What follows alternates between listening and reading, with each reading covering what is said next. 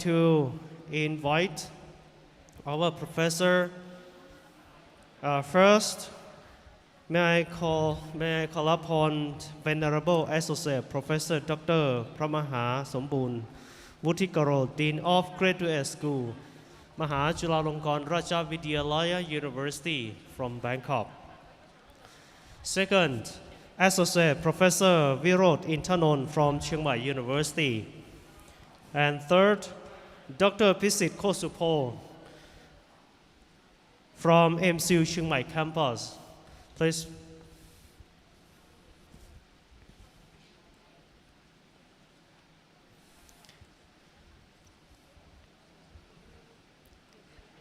For the first article they're going to present for us today, the topic is Discovery of Buddhism, Understanding of Suffering, and Beginner's Path. From Mr. Laurent Garcia, French.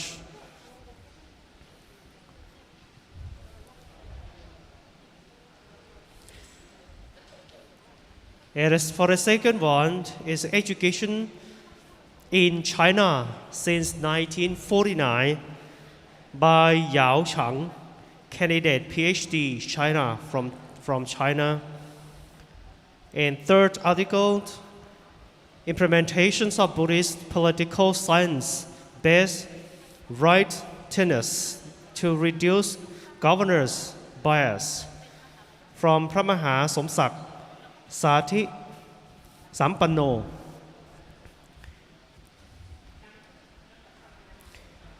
Number 4, VUCA World Organization Management Challenges. Associate Professor Dr. ไกรสอนแสนวงศ์ Assistant Professor พระดอนสุพรรณพระมหาอัฏฐพลนาริสโร and ธีรทัศน์โรจน์กิติจกุล. And number 5, it will be the presentation from topic of ecosystem in Buddhist perspective by ธันวาชัยแก้ว จันทรัตน์ทัพปุลิง and Assistant Professor Dr. Pairin Nawan. And number 6, the belief of Buddhistry in Hindu society by Kundan Kumara Verma, India. Dr. พระมหาอินทวงศ์อิสระปันนี from Thailand. And number 7, One Buddhism and SDG by Reverend Sanmi Choi. So this is the article that's going to present, ladies and gentlemen. So now I know that you can't wait for the very useful and insightful presentation. So first, I would like to call upon Mr. Laurent Garcia from France to present his topic with the topics of discovery of Buddhism and understanding suffering, a beginner's path. So please.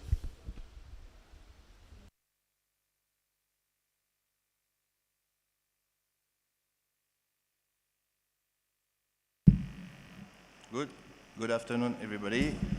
Good afternoon, Venerable Doctors, Professor. Today I will speak about my article about the path who bring me to Buddhism. So let's introduce.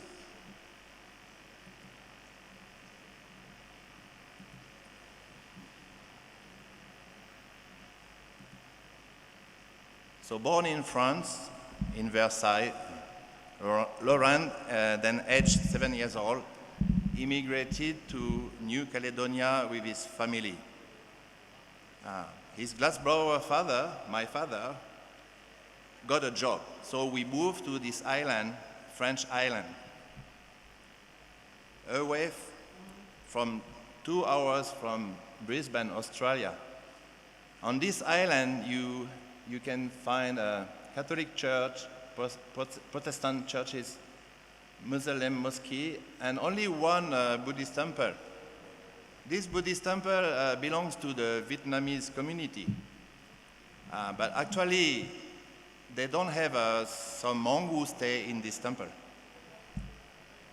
So as I live in that island, it was like not impossible, but really difficult to meet Buddhist people and the Buddhist religion. The path to Buddhism, Laurent walked into Buddhism path because his mommy gave him a book about Buddhism when he got hard life understanding suffering. Then he discovered Buddhism, philosophy and religion through the books of the 14th Dalai Lama and other writers. The fundamental concept of Buddhism can be simple explained, even complicated for a beginner like me. It should be kept in mind that for someone who has just discovered this religion, it should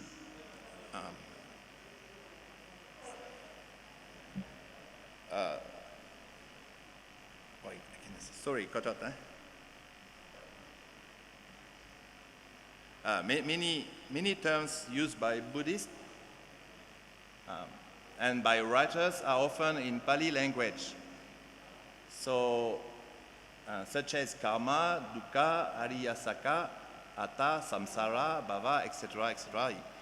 You have so many words in Pali that is really difficult to understand.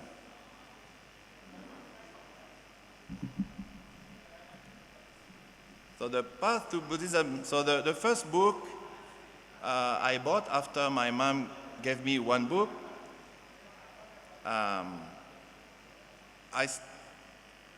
the first one I read was really complicated, so I stopped reading after a few pages because I couldn't understand really the main idea of Buddhism.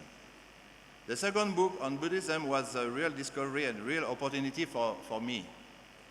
When I arrived in the bookstore, by chance, on the gondola, in the entrance, there was the book of the 14th Dalai Lama, The Art of Happiness.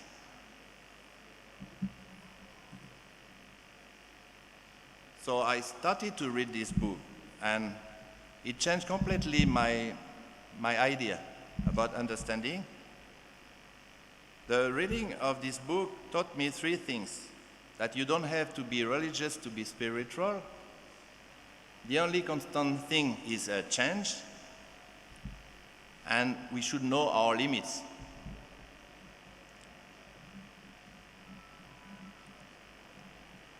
Then after, when I came to Thailand, I read more books about Bhikkhu Buddhadasa and some book about Buddhism, and I try to understand what is suffering. And in the core of Buddhism, suffering is due to being oppressed, due to impermanence, and suffering can be from conflict, due to conflict. The cause of suffering, so these are from the core of Buddhism that I found. So you have the mental defilements of sensual pleasures, craving for existence, and ignorance, which perpetuate samsara, the beginless cycle of rebirth, dukkha, and dying again and again. Avijja, the concept refers to ignorance and misconception about the nature of metaphysical reality, in particular about the impermanence and anatta doctrines about reality. Tanha, humans suffer because of craving. Craving keeps humans attached to existence. It means humans are reincarnated again and again, or arise again and again. Upadana in Pali means an important Buddhist concept referring to attachment, clinging, grasping.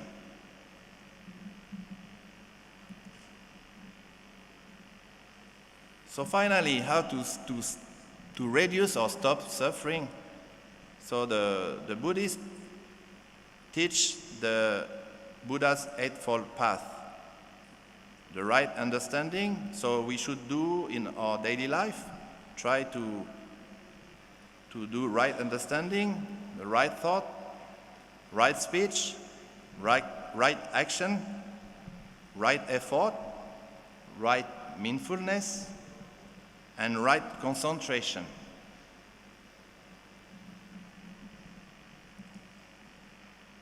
So this one, before I speak about the 5 reasons for suffering from a Christian view, for Christian we have a similar idea as the Buddhist.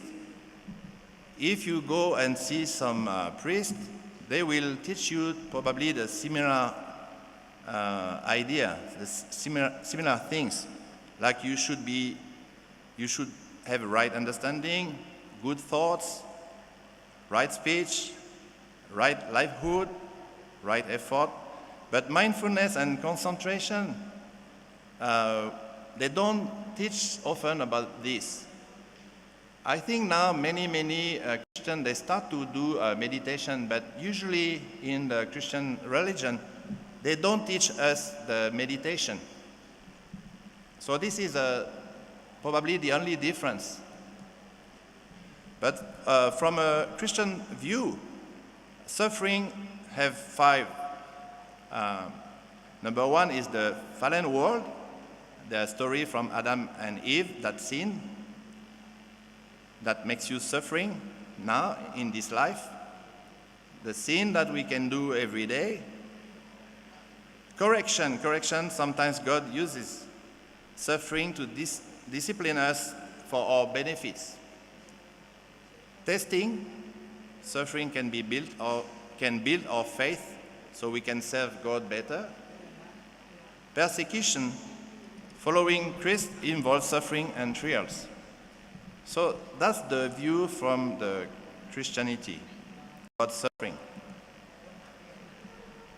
How to face suffering, although the Bible offers at least 5 explanations for suffering, it gives no easy answer to why a particular person in particular situation is suffering.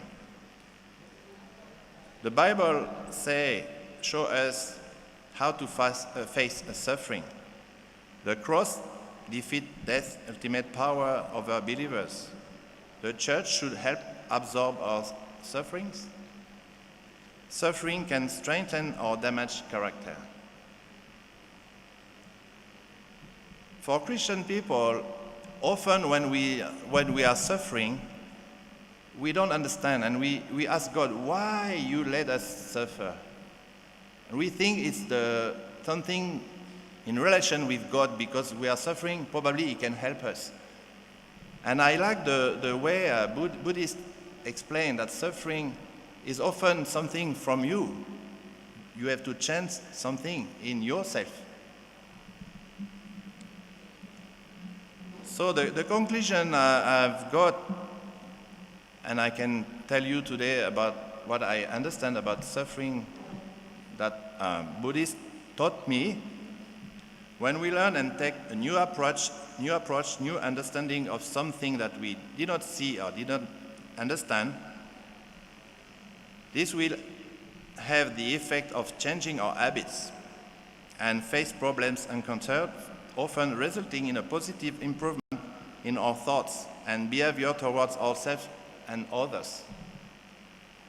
The different paths followed by everyone according to their religion and spirituality are almost identical. Keep in mind that we should improve ourselves, follow a healthy lifestyle, respect tradition and culture, follow the middle practice that Buddhists teach, Buddhist teaching in daily life will help to cease suffering. Following the Eightfold Path is the way to end suffering and bring to nirvana. Put all effort every day in our life to walk on this path, has got the benefits for everyone to be able to reach nirvana and to have a better life in this world. The atmosphere here in Thailand, many foreigners are feeling when they visit Thailand, is one of these results. Walking without hurting anybody, caring for people, be compassionate, etc., etc., have a positive impact on everybody and to the young generation too. Teaching the children and teenagers to follow a good behavior is very important for the future generation. So I hope you enjoy my explanation today about the way I found Buddhism and little understanding about suffering. Thank you so much. Thank you very much for your insightful presentation. I believe your speech was exactly what the audience want to listen and want to get more information. Very nice for your presentation. So right now I would like to call upon Venerable Associate Professor Dr. Pramaha Sombun Wutikaro, Dean of Graduate School of MCU, to give some comments on this presentation. Okay.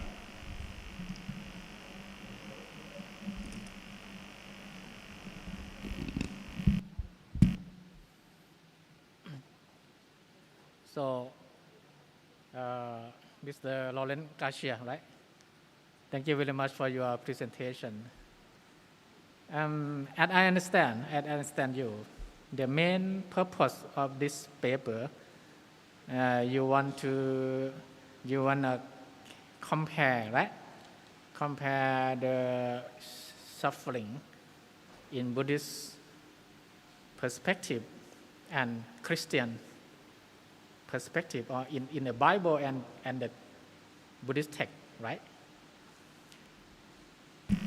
Actually, I in this article I compare a little bit because I wanted to understand as a Christian before, when we live in our community or with our culture, we have I didn't have the teaching from Buddhism, but I don't want to compare. I just use this as to see to analyze what they explain about the suffering as well.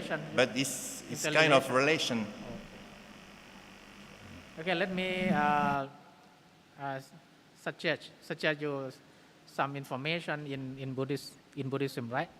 When you study about suffering in Buddhism,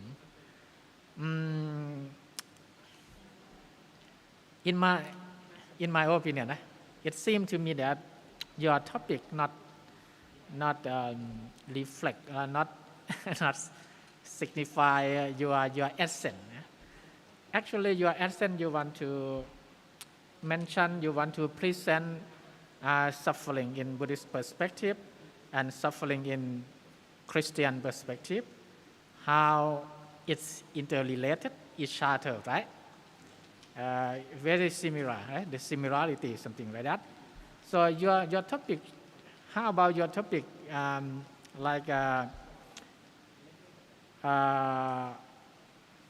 understanding suffering, something, right? Understanding of suffering, Buddhist and Christian perspective, something like that.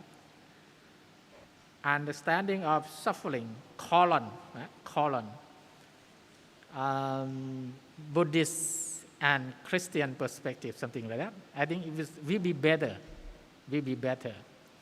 And let me suggest you, if you want to study the suffering in Buddhism, from the text, from Buddhist text, I recommend you the Dhammacakkappavattana Sutta, the first sermon of the Buddha. is about the Buddha taught about the suffering directly. You can know how many kind of suffering in Dhammacakkappavattana Sutta. The cause of suffering here, the Buddha mentioned only tanha. Tanha is main cause of the suffering and the cessation of suffering, right? And the last one, the way leading to the cessation of suffering. You can study in this sutta. It's directly about what you want to study. Okay, you mentioned the book by Dalai Lama, right? Dalai Lama. Okay, good. That maybe the first book you encounter, right? Yes. Oh, yeah, good. But for more understanding, because I think he did few books to explain and to reach foreigners. But the books who really explain more that I read before is from Bhikkhu Buddhadasa. Yeah. And one book I would like to recommend you. Very good book, popular book. Its name What the Buddha Taught. What the Buddha Taught by one Pola Lahula, Sri Lankan scholar. What the Buddha Taught. It's structure about suffering, directly suffering, the cause of suffering, the cessation of suffering, the way leading to the cessation of suffering. Main idea about the Four Noble Truths that I recommend. You can download from internet. Okay, thank you so much. Thank you so much. Thank you very much for your comments. I think this is very useful for it's not only presenter but also all participants. And the next comment I would like to give this opportunity to Associate Professor Virod Intanon from Chiang Mai University to give a comment for this presentation. Please.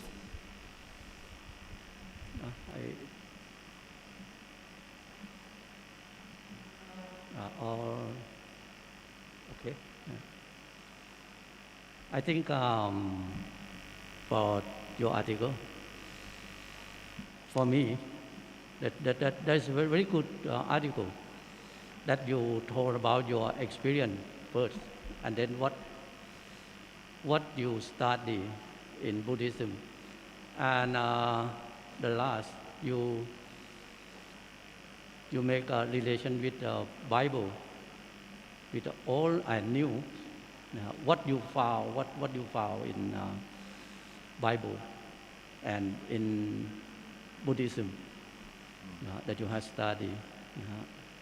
For me, that's very good. It's easy to understand, and it will give more what Venerable suggests that you make it complete. Thank you very much. Thank you. Thank you very much, Professor.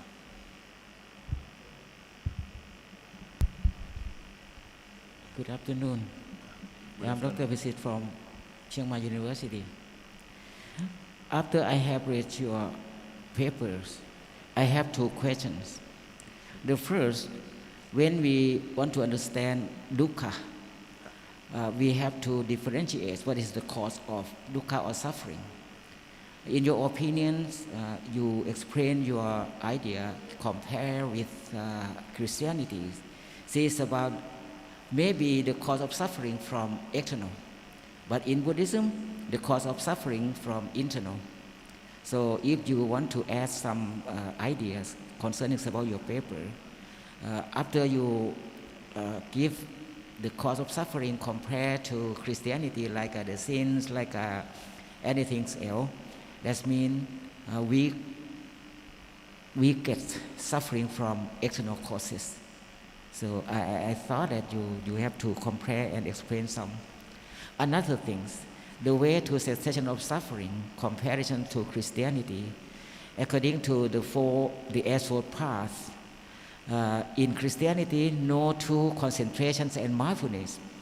On that sense, why don't you share some more experience whenever you study Buddhism? So for the clear your presentations, I thought that you asked two of that.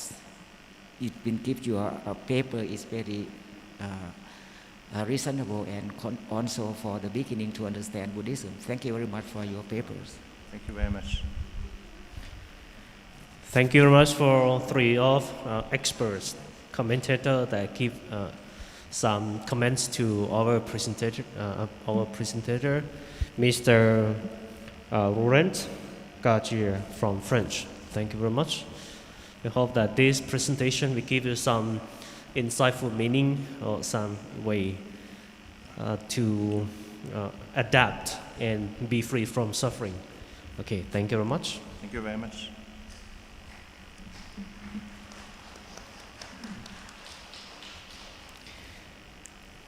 Next, may I call upon Yao Chang, candidate PhD from China. So this topic it will be education in China since 1949. Please.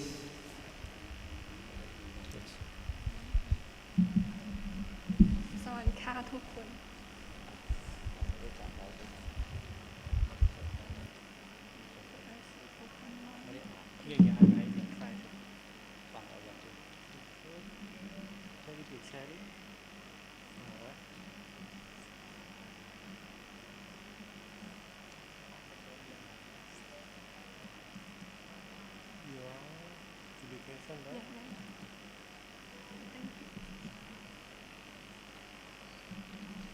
Good afternoon, everyone. My name. Okay.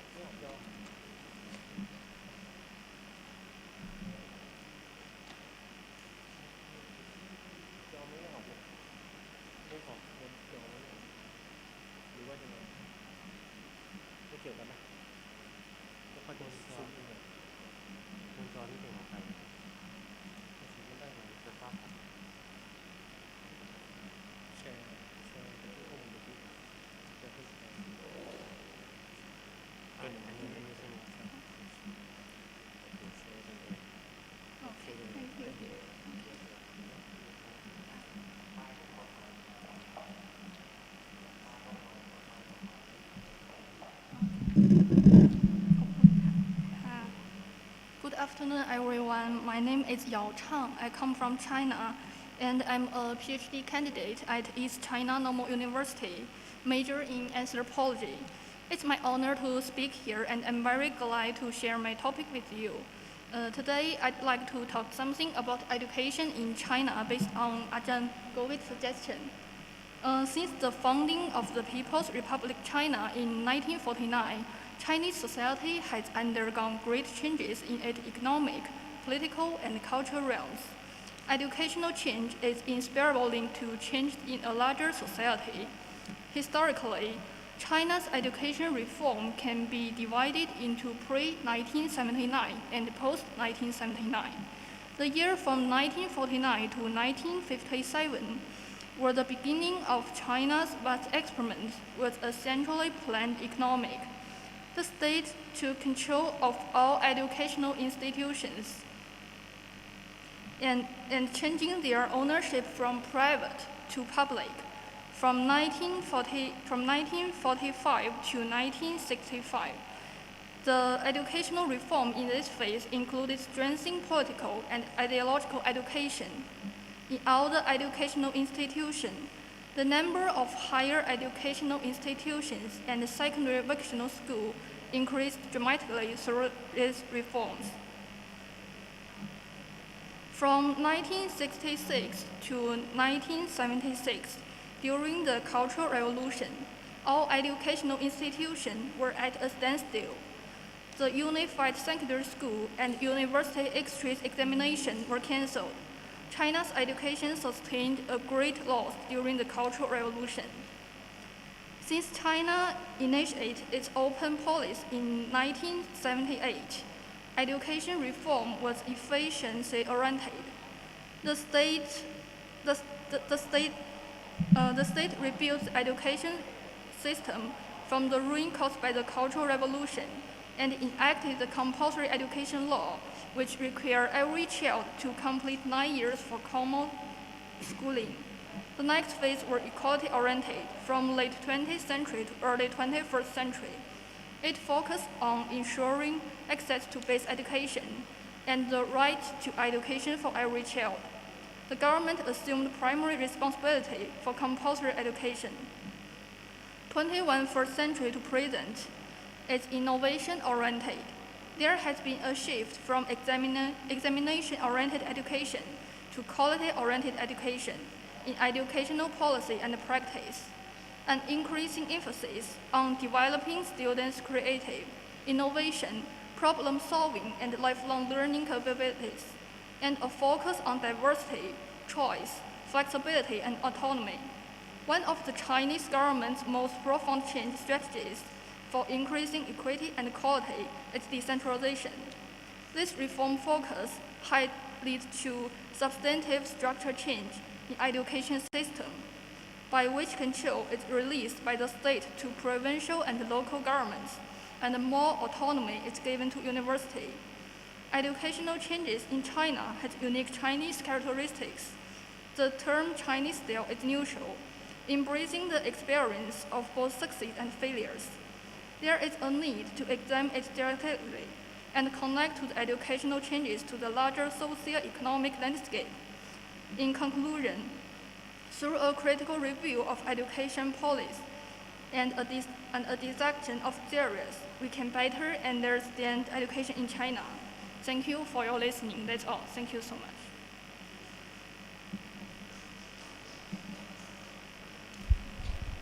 Thank you very much for Yao Sheng with the topic presentation of education in China since 1949.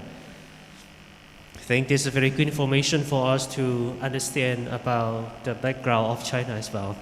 So I would like to give this opportunity, this chance to our commentators to give some comments to this presentation. So first, may I call upon Venerable Associate Professor Dr. Pramaha Sombun Vutikoro to give some comment, please.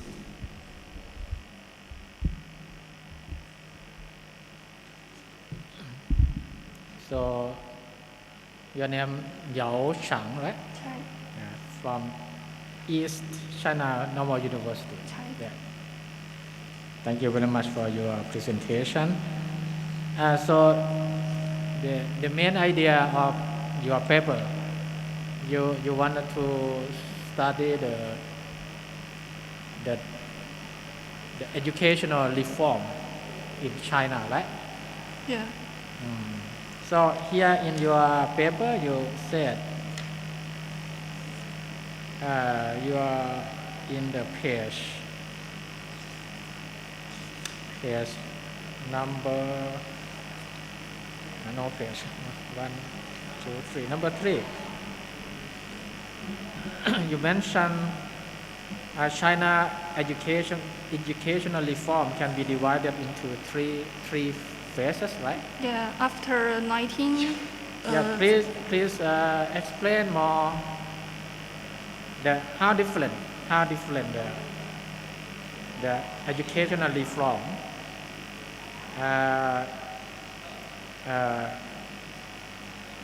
How different the in the 3 phases? How different? The first phase, the second phase, and third phase. How different? Why the educational reform went like that? Go like that, please. Please explain more. Because the policy exchange vast. We can divide it to in 1979. Before 1979, China is the government is so strong. But after the 1979, China to active some open reform, open policy reform. Okay.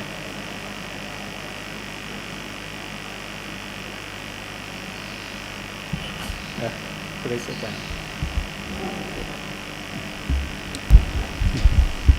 Okay. For your article, Yao, you told step by step. I mean, from the beginning up to the present about the education in China,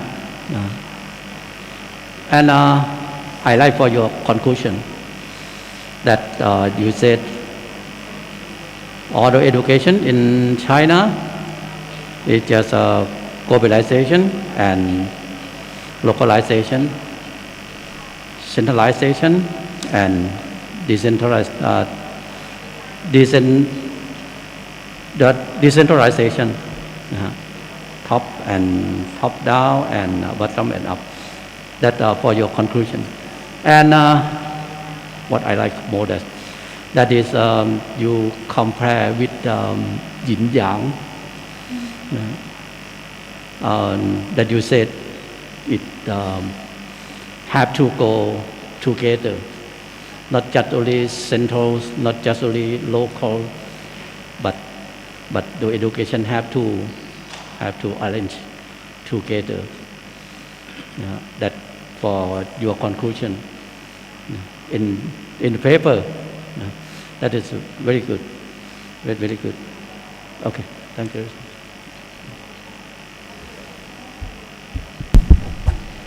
Okay, Mrs. Yao Chang, thank you very much for your opens our ideas about China's education.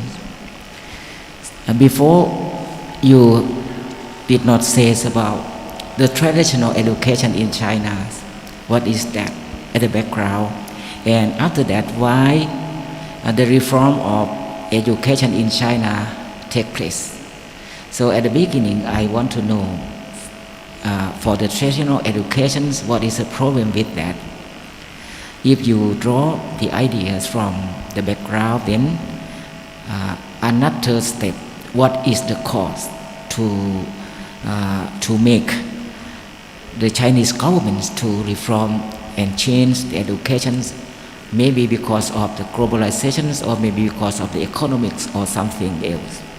So at the beginning, on the conclusion, you conclude at the daytime from about 33 years ago, since 1949. I agree with you to share that, but before that, what is the background? Why they have to change? And nowadays, what the targets they want to arrive in this education? It is my ideas. Okay, thank you so much. Thank you very much for three of commentators giving very useful comments to the presentation and also the presentator.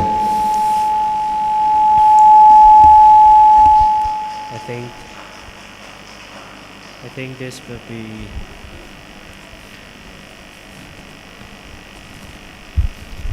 okay. For the next presentation, may I call upon Kun Sakon.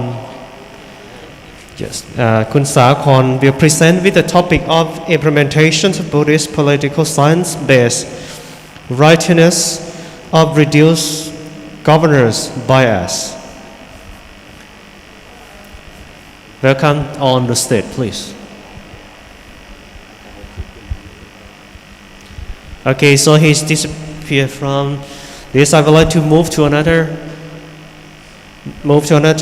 top article presentation. Okay, so the next presentation, I would like to make call upon Assistant Professor Dr. Grayson.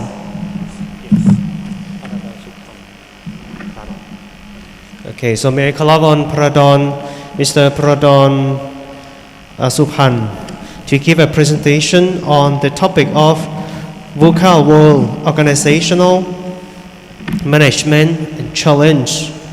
Please.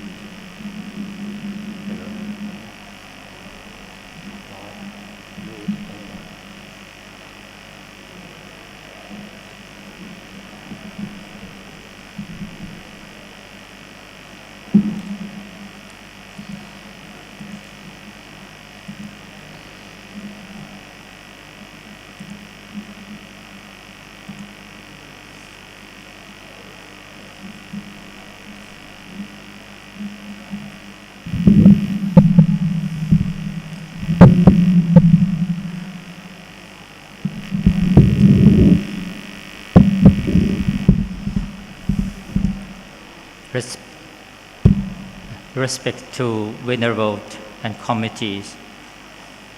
And good afternoon, everyone.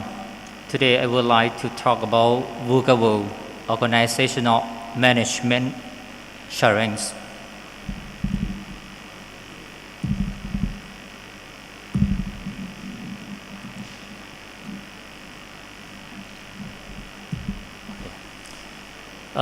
Due to the rapid change in technologies, competition, economics, and business environment, both internal and external organization, it has also been affected by the outbreaks of the coronavirus or COVID-19, causing significant impact on other organizations. The situation is known as VUCA woes, which is the important issues for organization leaders who have to understand and be prepared to cope with situation. Therefore, the phenomenon of VUCA woes that the roles of organizational management has paid attention to and try to find ways to cope with this situation. How much can the science of public administration and the studies of management explain the present situation? How will the VUCA situation affect the management of the organization? And how will the roles of organizational management today cope with the challenges of this situation? These issues are described in the next academic articles.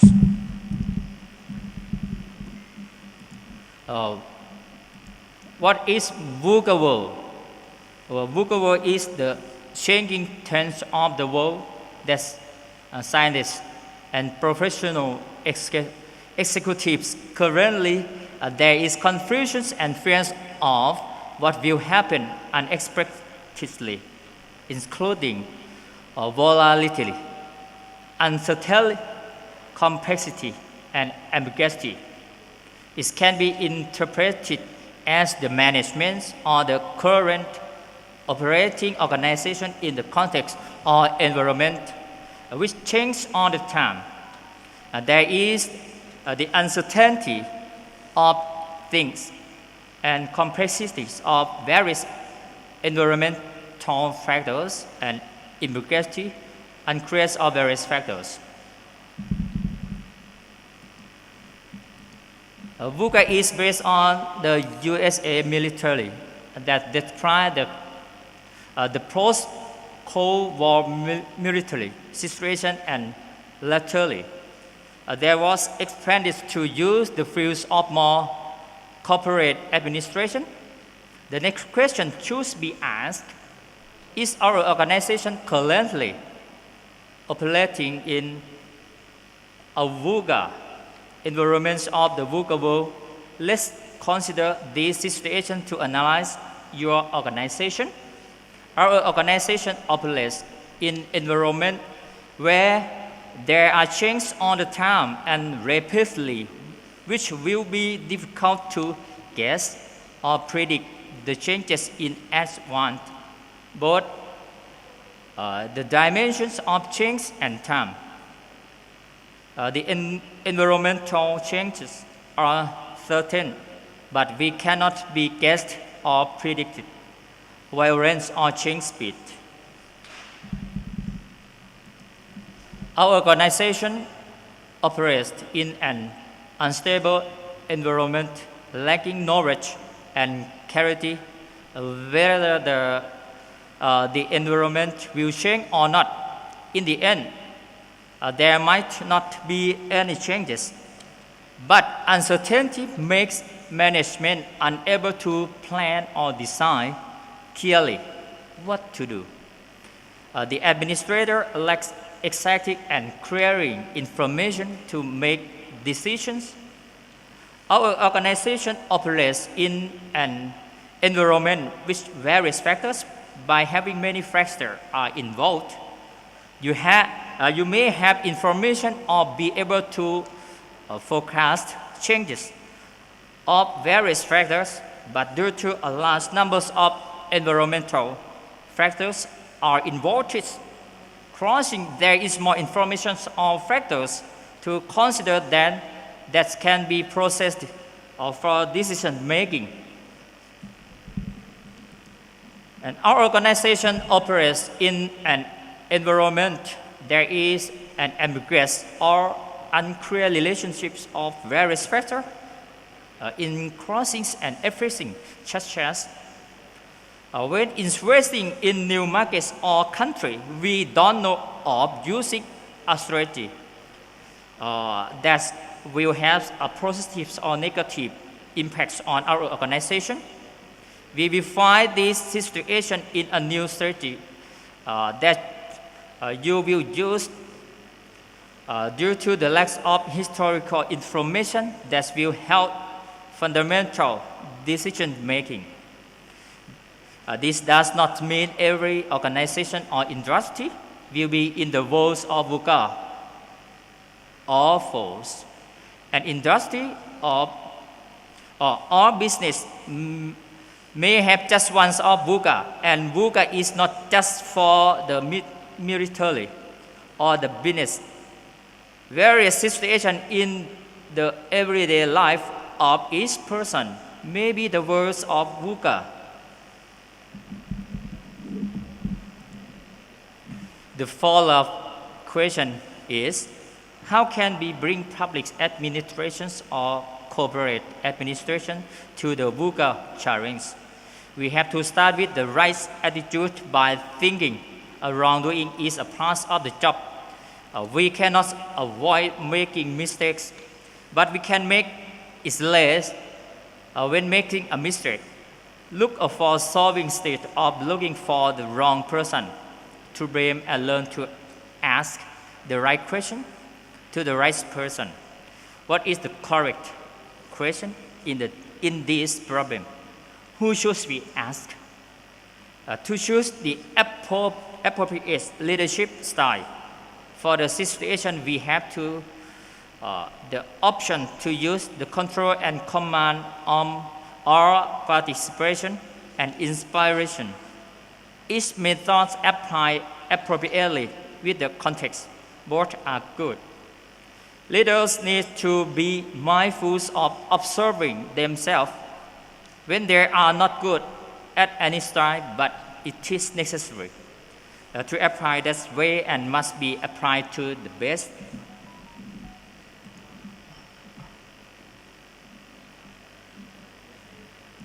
Suggestions on how to cope with the VUCA world for organizational leaders who must prepare in four aspects. One, vision is in the business or organizational leader must have a clear vision and up to date,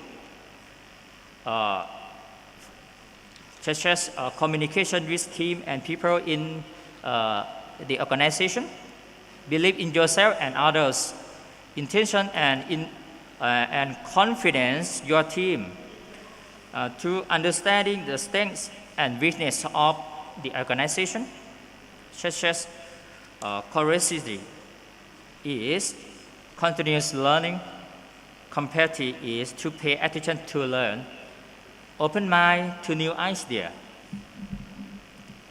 And number four, clarify in the edge of the system organization that there are increasing complex environment. Clarity in policies and strategies is another important guideline to make the decisions of leaders up to date, such as system simplification, awareness, system thinking. Number four, agility to change, such as decision making, innovation, development, empower. Conclusion, this article.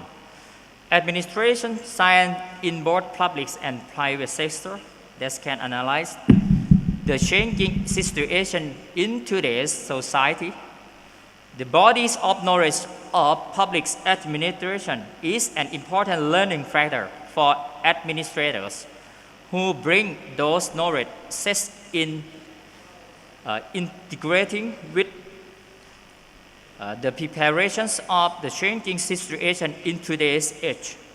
Although the phenomenon of VUCA world makes administrators trouble and confused, this situation depends on being prepared or coping with something that's happened regularly by having a clear vision and management techniques that can see through the organization change in today's society. Among the unpredictable competition in this situation, how can an administrator lead an organization to survive, which is regarded as an important mission of the next executive? Thank you. Thank you very much, Assistant Professor Pradon Supan, with the topic of VUCA World Organization Management Challenges. So I think that this is a new topic which is very interesting to people to realize about the present time as well. So may I call upon Venerable Associate Professor Dr. Pramaha Sombun Vutikaro to give some comment on this presentation, please. Okay, so อาจารย์ไกรสอนแสนวงศ์ right? พาราดอนอ๋อพาราดอน thank you. So your team, your colleague, right? Your topic very interesting. You want to analyze the VUCA world or the organizational management challenges, right? Let me recommend. Let me suggest you how to write your the paper, because your main idea or your paper question, you want to present how to cope with that, how to cope with, or how can the organization can survive in the world Yes. surrounded by the VUCA. Yes, sir. VUCA of volatility, uncertainty, complexity, and ambiguity, right? Yes. So I think no need to write modern organization management in public administration perspective. It's very general, not focused, not specific. So after you write introduction, in your introduction you should mention why you want to do this topic. Why? What is your reason? Reason why you want to write this topic. Your reason. Your rationale, right? Yes. Your rationale. And then I think no need to write modern organization management. It's very general, very vast. And then, okay, what is the VUCA world? Okay. So let me recommend you more. You should explain the VUCA world in terms of the current situation in the world today. For example, the VUCA world brought about by the what we call digital disruption, right? Digital technology. As you know, digital technology bring a lot of VUCA world. Yes, sir. Yeah. Digital disruption. I would like to mention about this. It's very contemporary, right? It's contemporary situation in the world today. And also I would like you add the topic, highlight the topic, how to COVID, right? How to COVID, the VUCA world. Your topic may be how can the organization, modern organization, COVID, the VUCA world. Highlight this item, add this item to your paper. It will really be clear and focused and specific. And then finally, you should answer your question in your conclusion, right? Your conclusion. Your conclusion should focus on the how can we survive our organization, especially public organization, can survive, and the way out of the VUCA world, something like that. This is my suggestion for you. Thank you. Okay, Mr. Paradon. Venerable Sumun has suggested you. I also agree that. But you, in your paper, I would like to see more about this. Not just only to give suggestion or solution of VUCA world in simply what I want to see more on your article, that is for Buddhism and how can we survive in VUCA world with Buddhist perspective or Buddhist Dharma, like that. That you make it good more than just only to tell simply. Though this is not concerned with the Dharma, for me, I think if you give the answer for Buddhism, it will make your article complete. Thank you. Ajahn Paradon, thank you very much for presenting a new topic. This morning I have seen one topic, metaverse.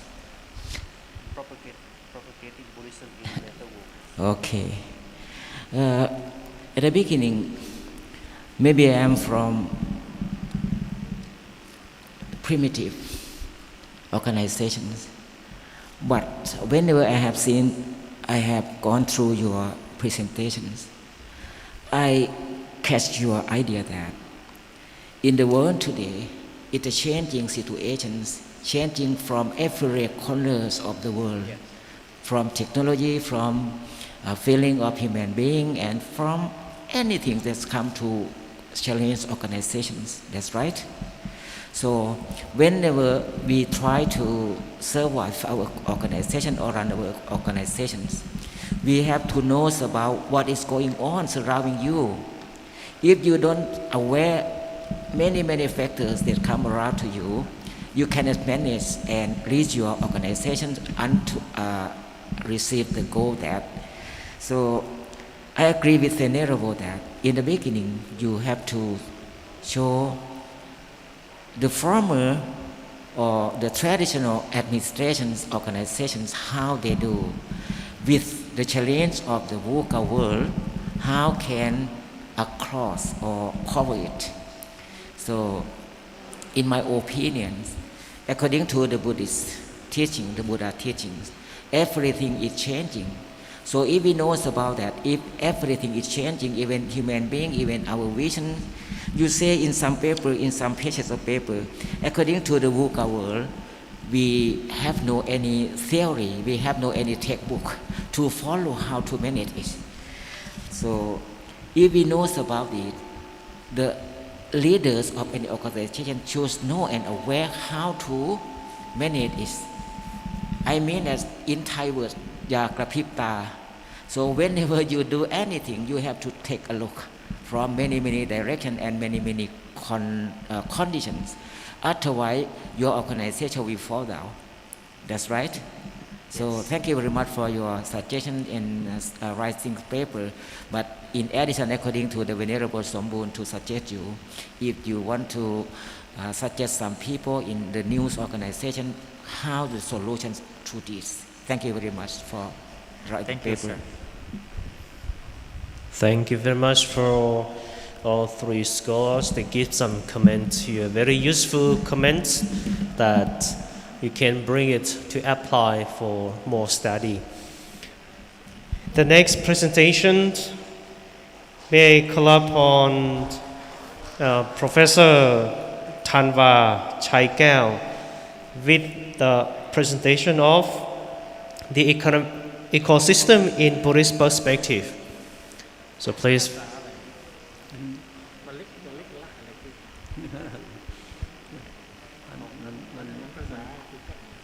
ครับคือภาษา Google นั่นแหละแล้วก็ไม่ใส่มาอันนี้รอบ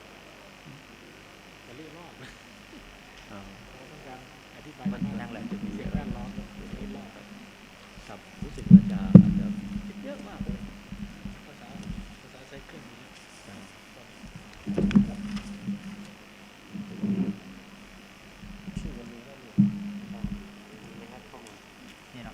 ครับ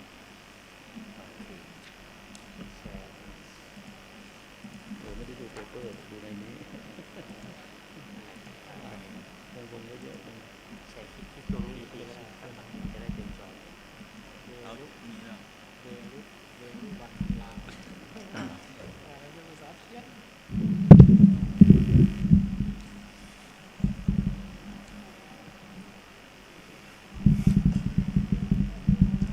So first of all, may I pay respect to all venerables and all venerables, peer reviews. Good afternoon, all participants in Thailand from any country and both on site and online. On behalf of the author and the co-author, led by พระมหาดร.อินทงอิสระพานี Assistant Professor Dr. ไพลิน ณ วรรณา อาจารย์จันทรัตน์ ตาปุลิง and I, Thanwa Chaikao. Today, I'm appreciated to be here to present on the topic, the ecosystem in the Buddhist perspective.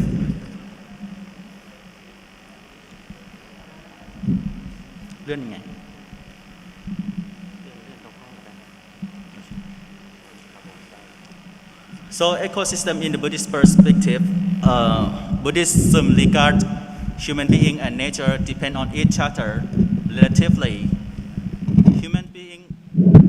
Human being is a part of environment, both living and non-living being. So to be harmonious with nature, Buddhism teach human to live in balance with natural environment from the past to the present. And now we will focus on the word ecosystem. This word doesn't exist directly in the Pali Canon. So when we talk about the ecosystem, we need to look for the teaching about environment, which can be considered into the two senses, namely the body sense and the knowledge sense. For the body sense, the term ecosystems means everything around human being and includes human beings themselves.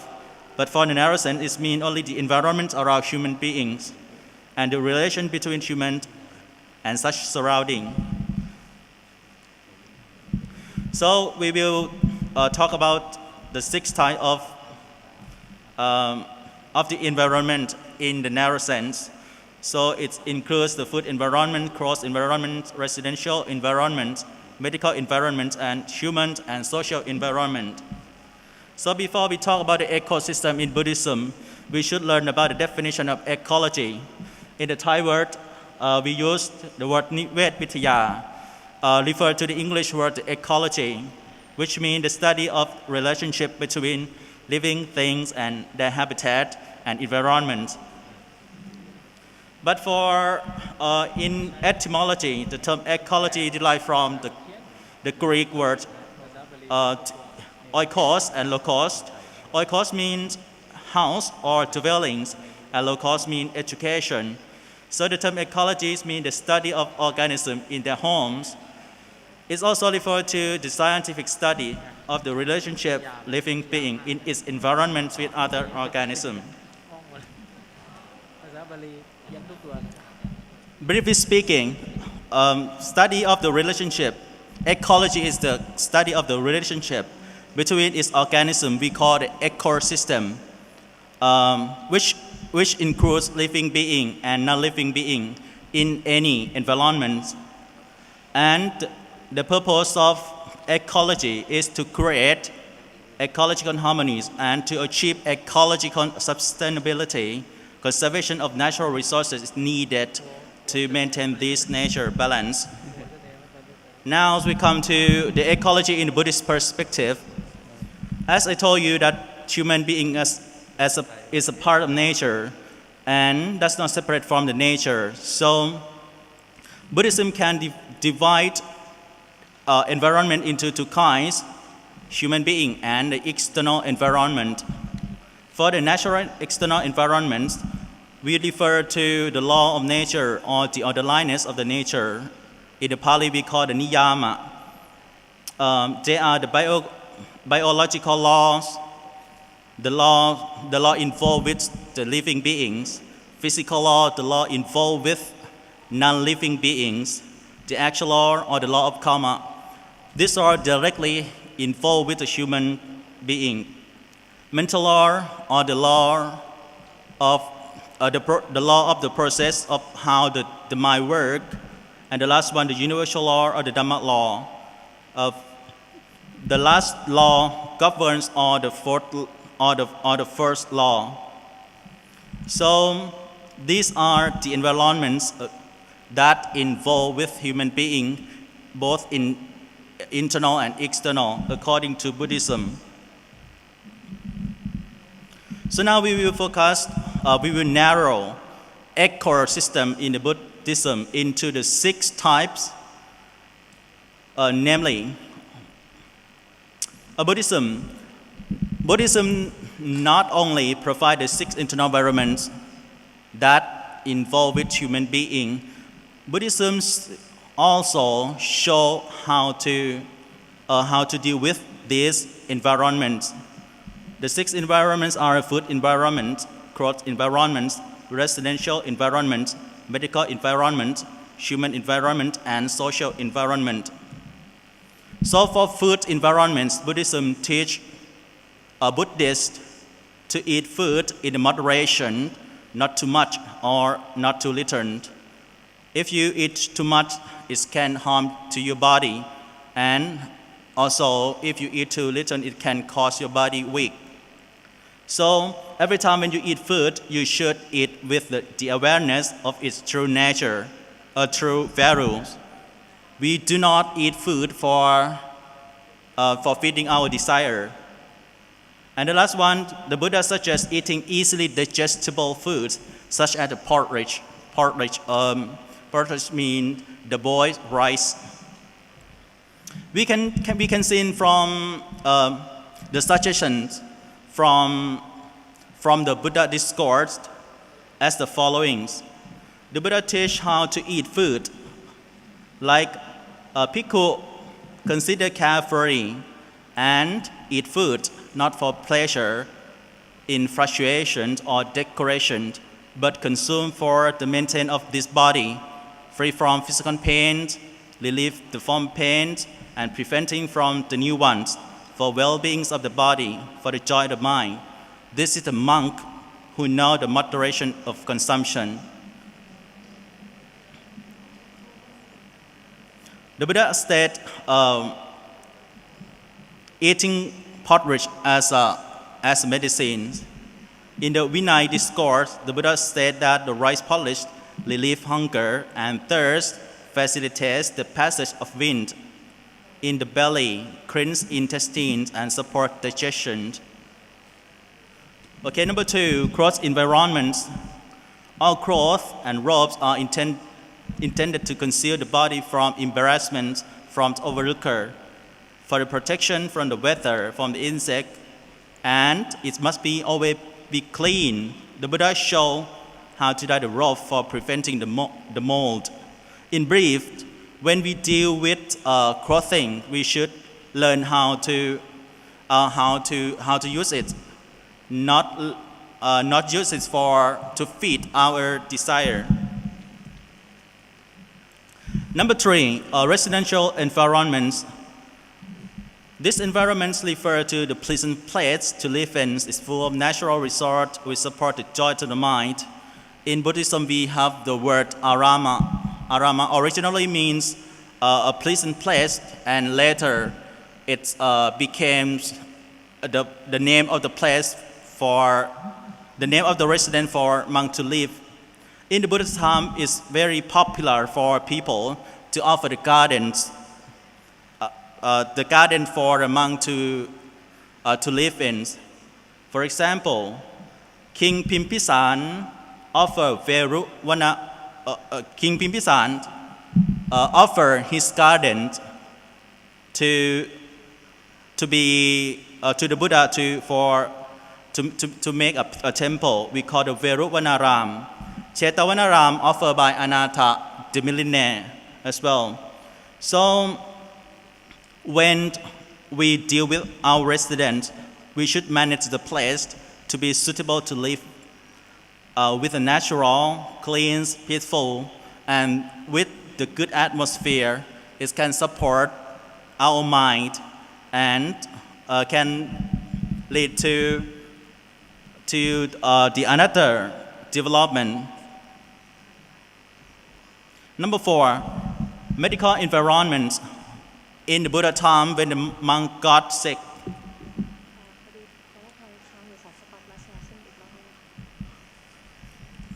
okay, ครับค้างนานยัง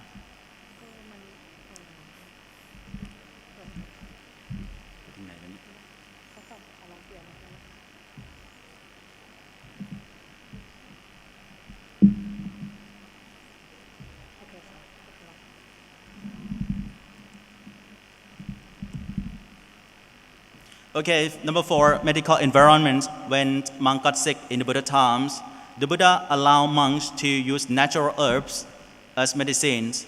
So there's 8 types of fruit that the Buddha allowed to be as a medicines. We call the pana. For example, mango juice, jamba tree juice, banana juice, seedless banana juice, tamarind juice, sandalwood or grape juice, lotus, rhizome juice, and all kind of leaf juice except fermented vegetable juice, all kind of flower juice except fresh sugar cane, and the other medicines include the dairy products such as milk, butter, animal oil, and honeys. Monks are not allowed to store these herbs. They are allowed to use when they got sick or when necessary. Number 4, human environment. When dealing with the people in the society, we need human resource management. In Buddhism, the Buddha organized or administrated his Sangha order. So the Sangha order can be organized into 3 sessions. The first is the main routine task. The main routine tasks can be divided into the 4 types: governance, education, religion propagation, and public facility works. For example, construction, assignment of works for monks and Buddhists or the lay Buddhists to work in the temple. The second one is departmentation.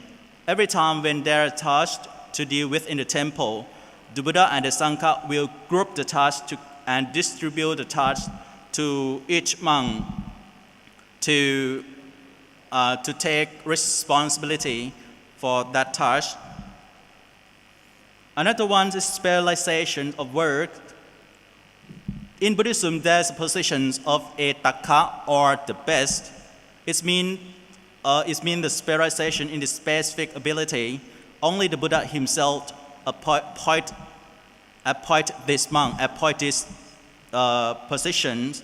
For example, Venerable Sariputta and Venerable Mokkharana, who was specialized in wisdoms and mental transcendent power, respectively. They both were appointed as the Etaka and appointed to look after the Sangha order. So when we all deal with the people, we should put the right man on the right job, and the task should be divided and assigned for each member to take responsibility. Number 6, social environments.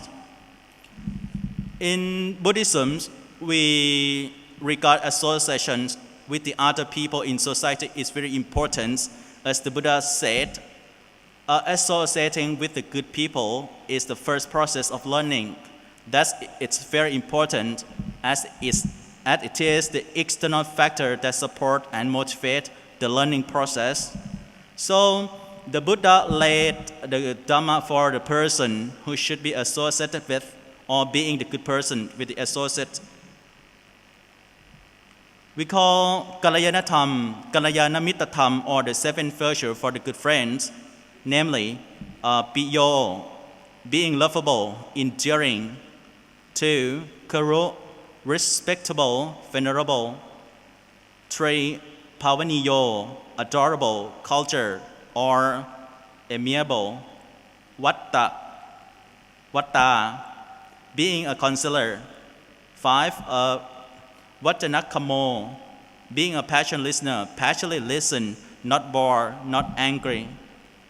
6, Kampiranja Katang Katatta, being able to explain the deep discord to be easy to understand, make the difficult to be easy.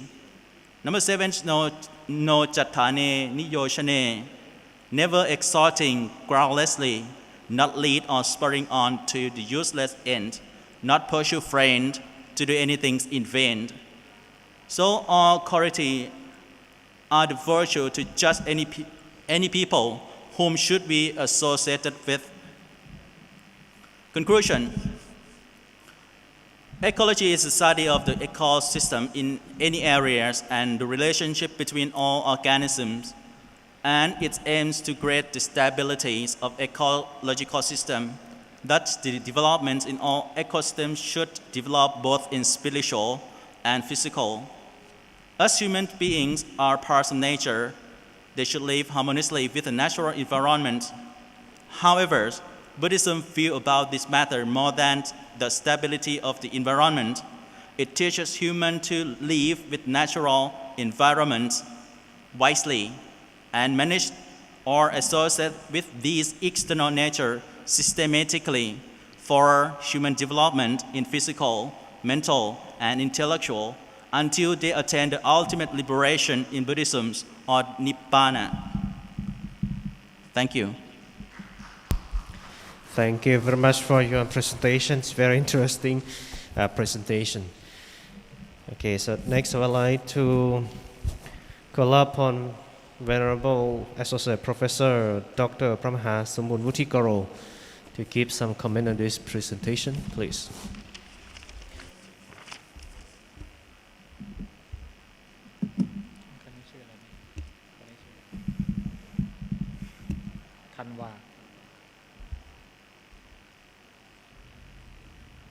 Okay, อาจารย์ธันวาชัยแก้ว Actually, your topic quite good, quite good. The analysis of ecosystem in Buddhist perspective. But I would like to remind you that when we talk about ecosystem, Ecosystem, not just environment.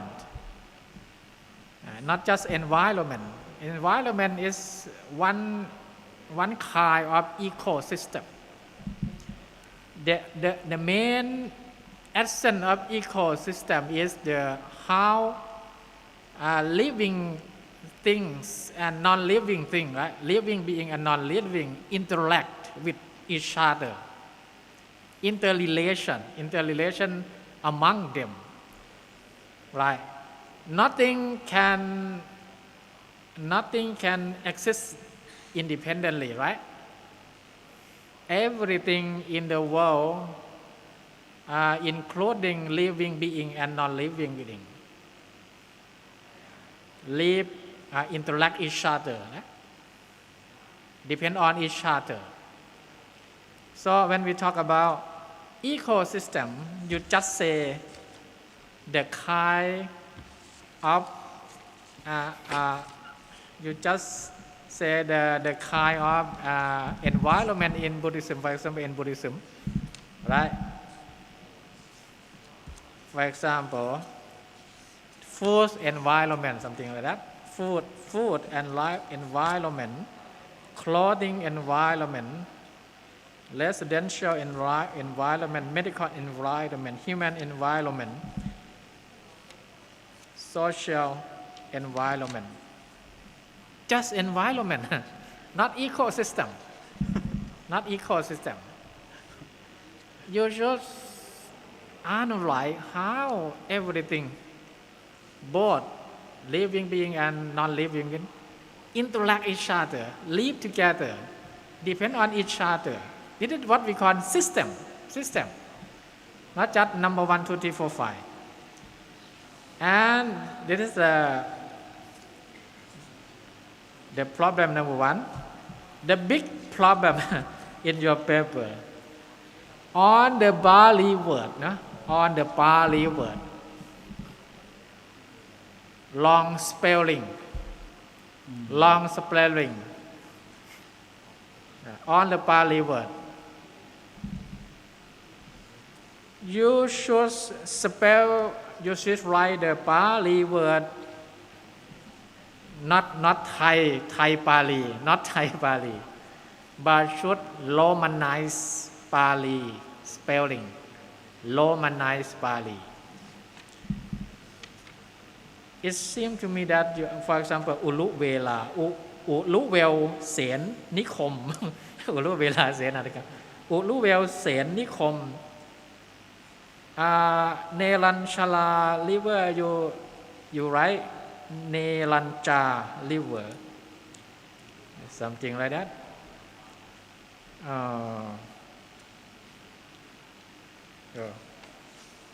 Long spelling, on the Pali word, long spelling. So this is the big problem for your paper. Okay, this is my suggestion for you. Thank you. Thank you. Okay, that the Dean said. That is a big problem for your article. That is for Pali language. That have to check again and again. And for the second thing, that is for grammar. That also have to check. Ajahn Visit said he has already checked for you for the grammar, and we send you again. For me, in introduction, you said in this article you will study three main points. The first is Buddhist perspective on the ecological aspect. That is first things that you have mentioned in your article at the third page. Page number 3 that you have mentioned. And you talk about Buddhist perspective on ecological aspect. Only. And The second thing that you said, it values, I mean ecological values that you have to study and you have to tell again. And the last importance affecting to human being, that is the last things that you have mentioned. You retain three things, but in your article, it's just only one. Just only one. And for that one, that the Dean said is not covered at all in Buddhist perspective. It's just only one thing. So when I saw the topic, that's a very good. That's very good. And I think that we give more knowledge about Buddhist ecology. But it's not give that. So that I think for your article, that have to mention more about what you have mentioned. This is my opinion. Sorry, moderator. I forgot one thing. I think if you want to present the ecosystem in Buddhist perspective, I think one teaching, one principle that very similar to the ecosystem like Paticcasamuppada or Ithappattayata, right? The dependent origination, or sometimes we call interrelatedness, the principle of interrelatedness. This is the main idea of ecosystem in Buddhist perspective. I think you should apply Paticcasamuppada or Ithappattayata to explain as Buddhist perspective. Better than environment, six kind of environment. Please, Ajahn, visit. ครับสวัสดีครับท่านอาจารย์ธันวานะครับ So in my opinions, I have seen many mistakes in Pali word. Maybe someone very expert in Pali have to check it. Again, I try to go through your papers. You say that maybe in the page number 6, you say that in Buddhism two main category in ecosystems, one in natural ecosystem and another one at natural ecosystem. But in your paper, you present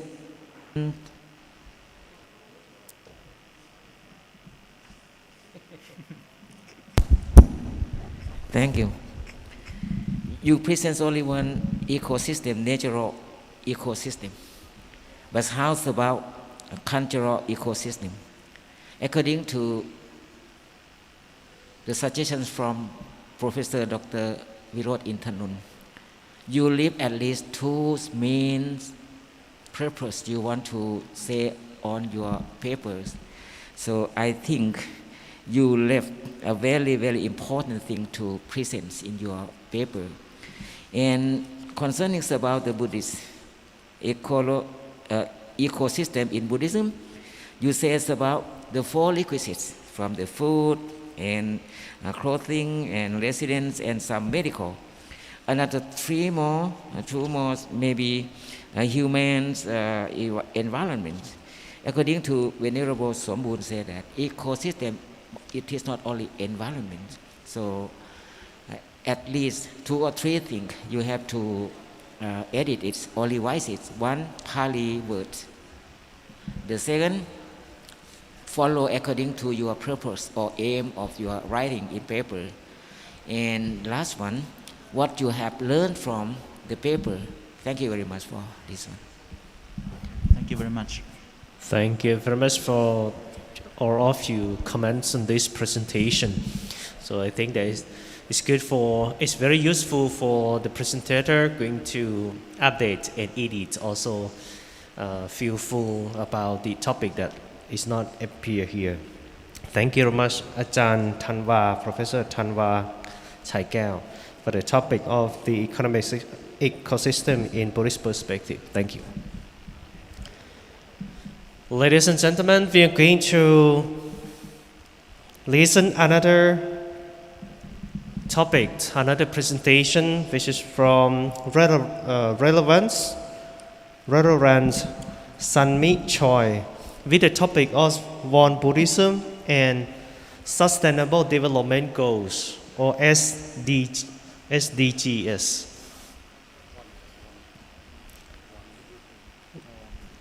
Yes, the next topic is Won Buddhism and Sustainable Development Goals. Please.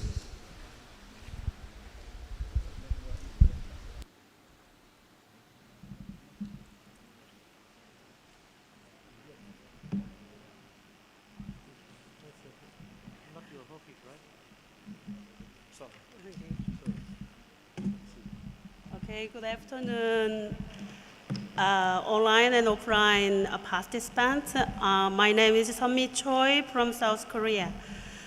I'm very appreciate for inviting first International Lampun Buddhist College Conference.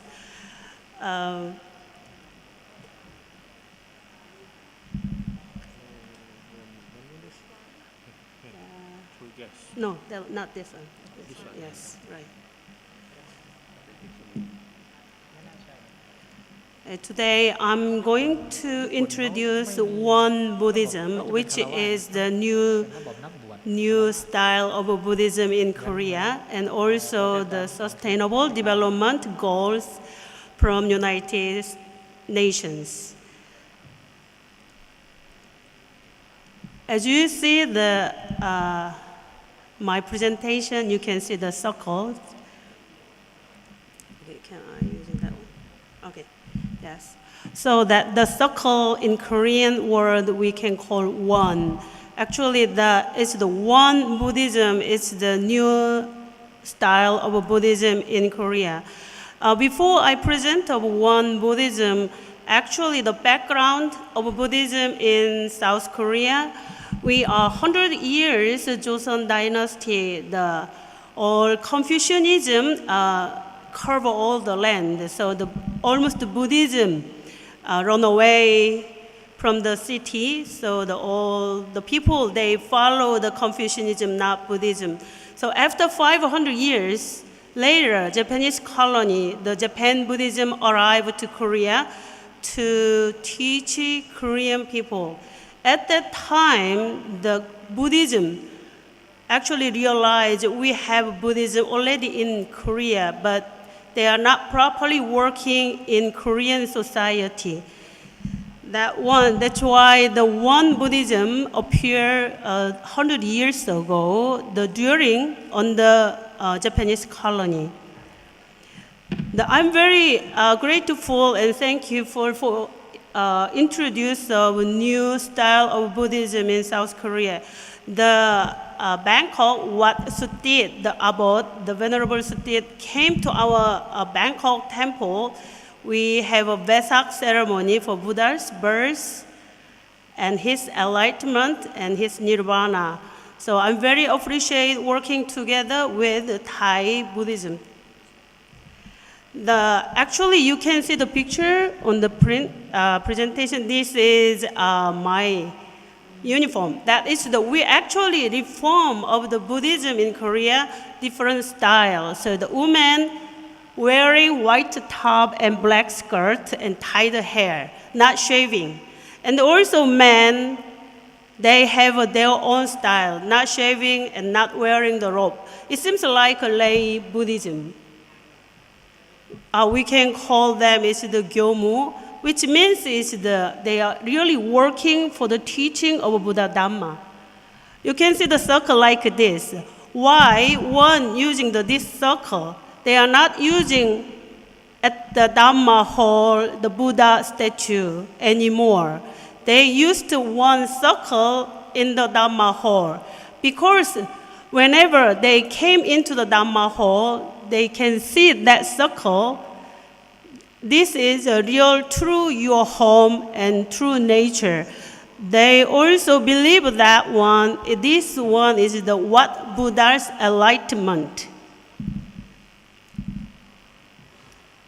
So the one Buddhism, actually the Buddhism, the pathway to enlightenment. The word one literally means circle and symbolizes ultimate reality or our true nature. Therefore, the name one Buddhism means the path to the enlightenment to our true nature. That picture actually, Venerable Sutit came to the one temple to give a prayer and also Dhamma talk. Actually, one Buddhism founded by Master Sotaesan, he known as Pak Jungbin. Actually, when he enlightenment, after that, he observing this society, the modern society, he see that one is the material things is rapidly developed, but human spirit doesn't follow that one. Actually, human spirit enslaved by material civilization. So he feel that we have a more practical way to practice our Buddhism with the great unfolding of material civilization. Let there be a great unfolding of spirituality. This was the beginning of one Buddhism. The one Buddhism, actually Mahayana tradition, they follow the Mahayana tradition. So they actually reform Buddhism and as a new religion, transform the traditional Buddhism teaching. It makes the Buddha Dhamma more practical, more relevant, and more suitable to contemporary society so that the many people in this secular world can utilize it to enrich their actual lives. The one Buddhism, although embracing the Buddha's teachings, revitalize and modernize tradition Buddha Dhamma in order to realize Sotaesan's idea. Buddha Dhamma is daily life, and daily life is Buddha Dhamma. According to Sotaesan, a living religion is one where spiritual practice is not separate from real life. To one student's question, what the great way? The master replied, what all people can follow is the great way. What only a few can follow is the small way. Under his teaching, we used to work, we focused the work, United Religious Movement. The goal of one Buddhism, the same way what the Buddhism doing right now. But more focused on the all different faiths and then different religious leaders working together in the same world. The one Buddhism has worked to realize the vision of united religions, a counterpart of United Nations, because in these modern times, all problems are fundamentally world problems, and the cooperation of all religious and religious leaders is vital to build a lasting peace in the world. Especially on the Corona-19, we have many experience. We are not alone anymore. We are very interconnected. Our Dhamma word like this, the truth is one, the world is one, we are one family. The one Buddhism leads the movement for inter-religious dialogue and cooperation. One Buddhists have participated in promoted local, national, regional, and international inter-religious dialogue since 1917, and have been actively engaged in the World Conference of Religions for Peace, the World Fellowship of Buddhists, and WFB in Thailand, and the Asian Conference of Religions for Peace. Today, I mentioned about the United Nations Sustainable Development Goals, the United Nations Charter preamble like this. We, the peoples of the United Nations, determined to save succeeding generations from the scourge of war, which twice in our lifetime has brought untold sorrow to mankind. To reaffirm faith is a fundamental human right in the dignity and worth of the human person, in the equal rights of man and woman, and of nation large and small. To establish conditions under which justice and respect for the obligation arising from treaties and other sources of international law can be maintained. To promote social progress and better standard of life in large freedom. Under this charter preamble, UN make sustainable development goal 17 agendas. As you see that presentation, the number 1 is no poverty, and number 2, zero hunger. Number 3, good health and well-being. Number 4, quality education. Number 5, gender equality. Number 6, clean water and sanitation. Number 7, affordable and clean energy. Number 8, decent work and economic growth. Number 9, industry innovations and infrastructure. Number 10, reduced inequality. Number 11, sustainable cities and community. Number 12, responsible consumption and production. Number 13, climate action. Number 14, life below water. Number 15, life on land. Number 16, peace, justice, and strong institutions. Number 17, partnerships for the goals. Like that, whole 17 agenda, all the country who working with United Nations together. I got some information from Thailand. Thai government made those kind of agenda very well, what I got research. So that one, especially we think about our business on economic education and health department. How about the religious? The Thai Buddhism, how work very hard for SDGs. Last time I met many vulnerable in Thailand. They are very concerned about this goal together, and then they try to make that goal together with the UN. So the One Buddhism also tried to reach this goal together. The One Buddhism has been accredited by the Department of Public Information of the United Nations as a non-governmental organization since 1992. Also, One Buddhism is actively engaged in supporting human rights, gender equality, peace, education, cultural exchange, and environmental protections. And we actually gathering all the religious organizations together, working hard for UN Sustainable Development Goal together. In order to exchange or understand or helping each other, we used to make those kind of union. The Global Interfaith Dialogue Cooperative Movement and participation of One Buddhism.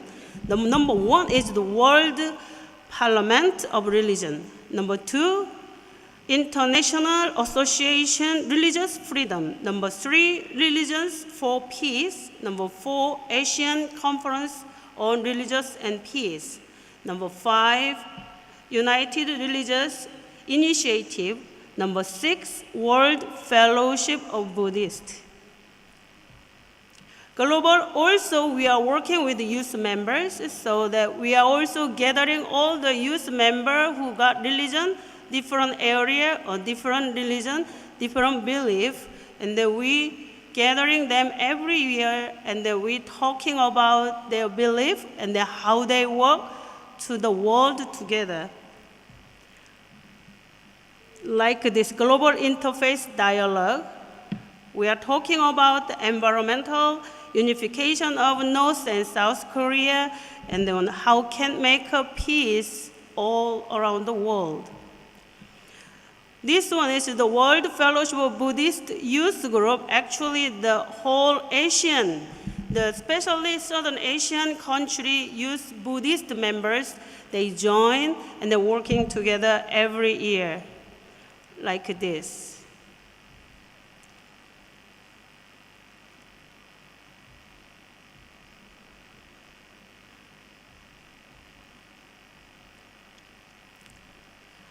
So I'm going to finish my presentation with this word.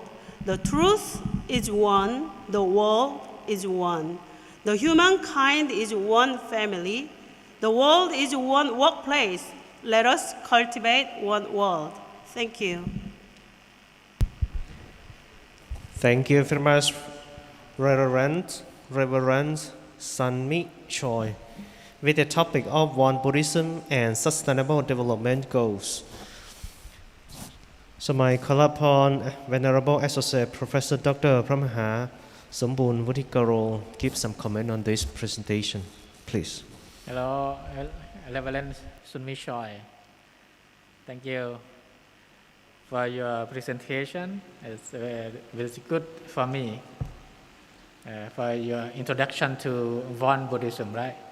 General information about the essence of your school and activity, especially the collaboration with United Nations, right? Great.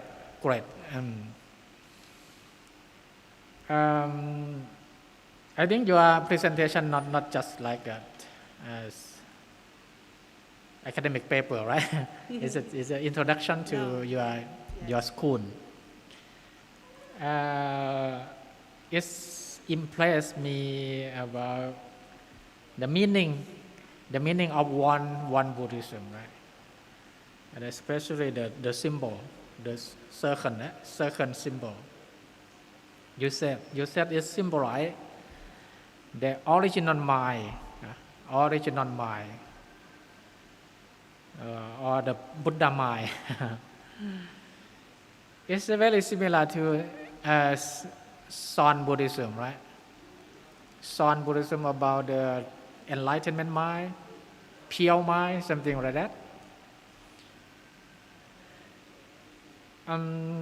If possible, if you want to write academic paper about the original mind, especially the symbol you use to symbolize the essence of your school, like the original mind, the mind before any thought rises, right? I think this symbol very similar to the zero, right? Number zero, you know? Yes. Number zero, sunyata, emptiness. Yes. Number zero used by Zen Buddhism. Similar? Same zero symbol. Yeah. I might research academically and then present again about the one, what the meaning, how it's different from the sunyata and the sun. It's the symbolizing of the one is quite it's including that mean, it's emptiness, but it's also the other meaning they have, so that if I have a chance to present about that research, about the one, how can I explain with in the academic field, it will be good. Have you ever known the original mind appear in the original Buddhism, right? The Pali Buddhism. Right. In the Papassala Sutta, the Buddha said, Papassala mitang bhikkhave cittang, tanjakho, akantuke hi upakilese hi upakirithang. The Buddha said, monks, this mind is pure, natural, originally pure, but by incoming defilement, kilesa, incoming defilement, this mind is impure, impure. So in Theravada Buddhism, in Pali Buddhism, we have the teaching like this. Right. I think this may be the foundation of one Buddhism. Right. Very interesting. Thank you. Thank you. Okay, Reverend Sunmi Choi. Maybe it's quite a popular name in South Korea for the Sunmi. I don't know for the meaning of Sunmi, but this is for, I think that is quite popular name or family name. It's it's when I came to the Thailand first time. When I studied at the Buddhism in Mcu Tv University, when people ask me, "Who are you?" I said, "What is your identity? That's a sunim or the monk or not like this?" So you question like, yeah. No, Actually, the sunim, the same with the monk, but we are not sunim. Actually, we are the teacher of Buddhism, right? Though we can call the Buddha Dhamma teacher, like different form, and different. Like a monk, like a venerable. The reverend, just venerable is a more higher level of position, but we are not using the venerable. Just the reverend who is delegate their life to the religion, hold their life. That's why it's like Christian sister or Christian minister, like yes. Okay. And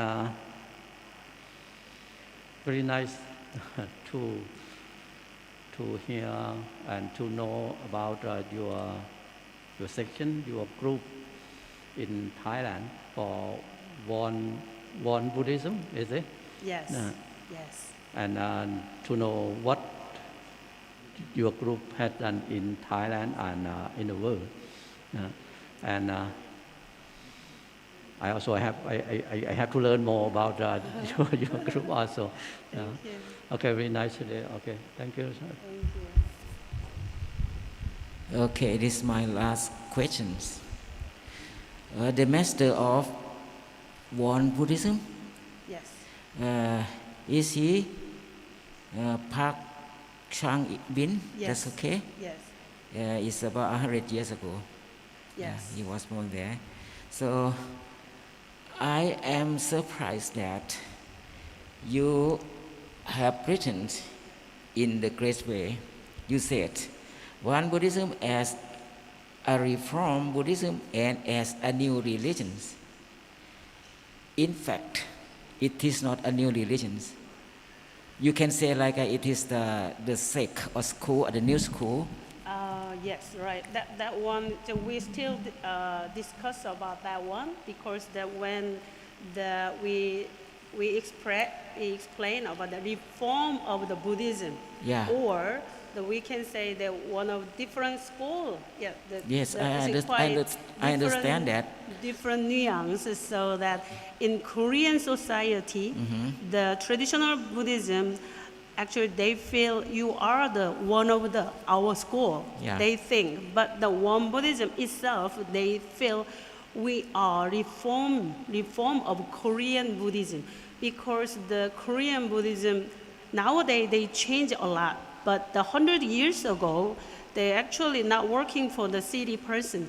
There's a different form, but they change a lot. But the Won Buddhism first time setting for the city person to give a Dhamma talk at daily life, so Yeah. that they still have they still have a discussion, but they are not finished their logical.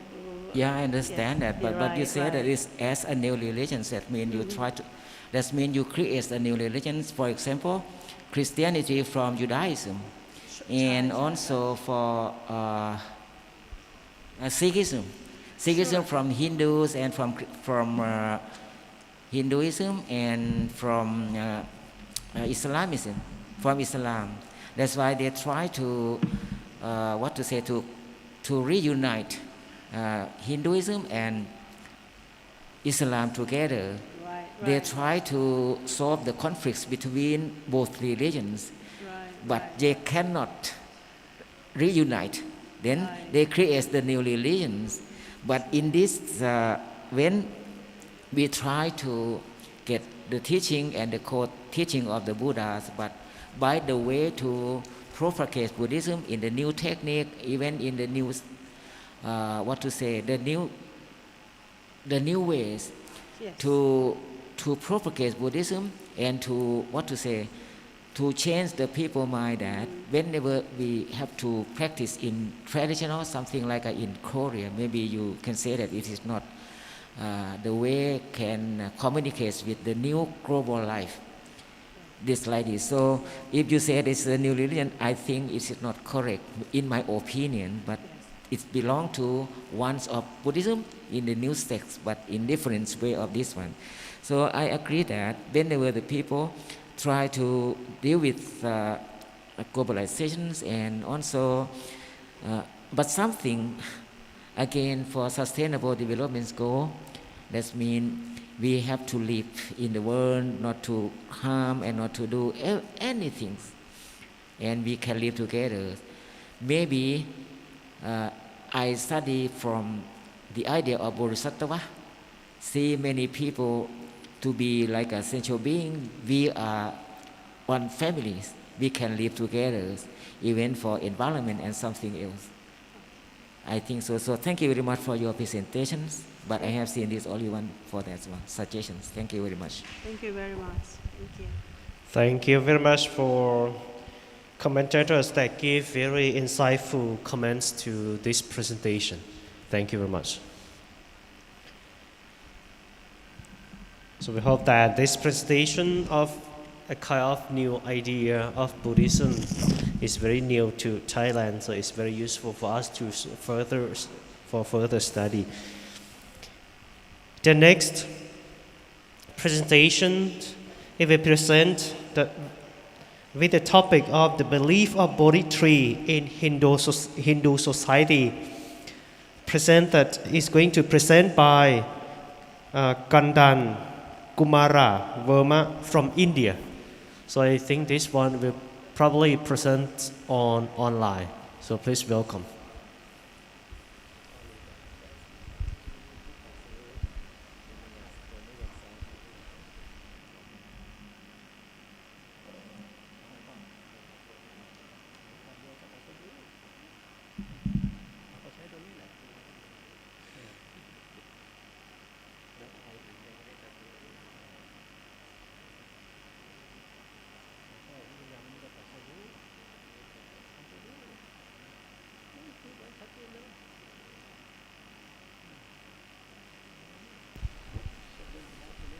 May I call upon Professor Kanda Kumbara Verma from India to present the topic of the belief of Bodhi tree in Hindu society. Please welcome.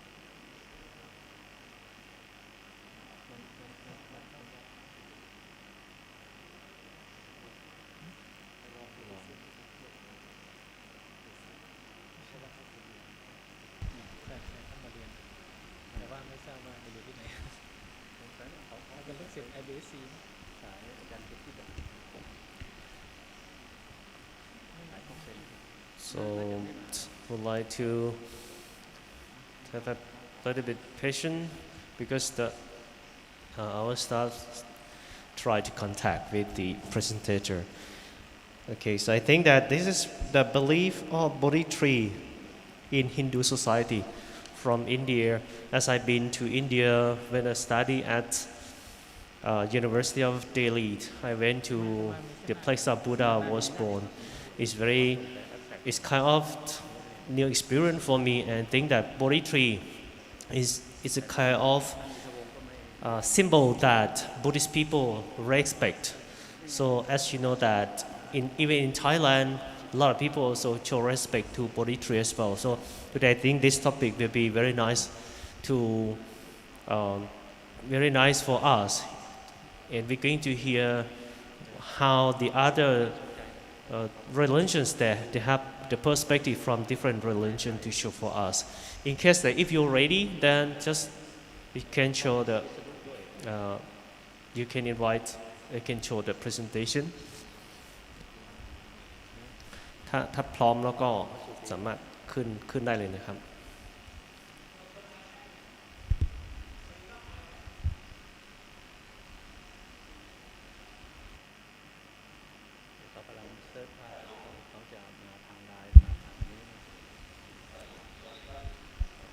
Okay, so we can hear you now.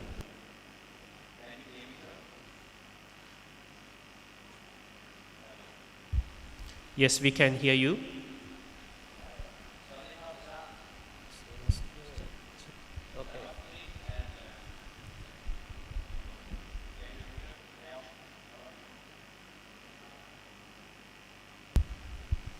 Hello. สวัสดีครับ Hello. Namaste. Hello. Hello, I can hear you, but Oh, okay. สวัสดีครับ Can you hear me? yes, please start your paper. Okay, presentation. I'm Ken from India, and my full name is Mr. Kundan Kumar Burma, and I don't know how to share the screen. I don't know, but I can explain by the page.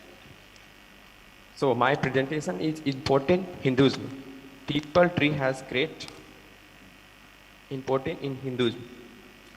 It is considered poor Chataya tree and Vasudeva, and several by all trees.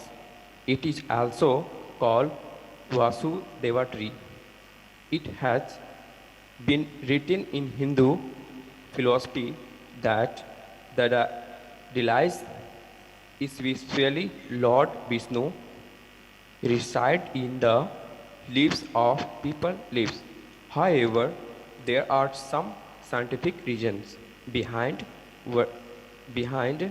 worshipping it. It is also worshipped a lot along with Samidev on Saturday. It is said that it gives success in work. There are also some rules for its worship. It is said that one who worships with this rule becomes free from suffering. Let us know some such reasons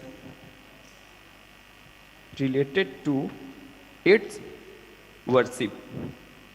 Scientific reason. Most trees release oxygen and take in carbon dioxide during the day. Whereas unlike humans, all trees release carbon dioxide at night and take oxygen. For these reasons, it is said that one should not sleep under a tree at night. But according to scientists, people is the only tree that release oxygen for 24 hours. So by going near it, many diseases are removed and the body remains healthy. That's why it is worship religious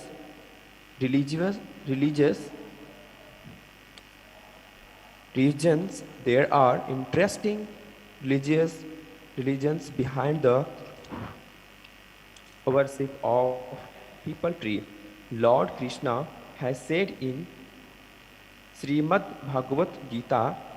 Srimad Bhagavad Gita is a Indian a book for the history about Indians and about Hindu gods.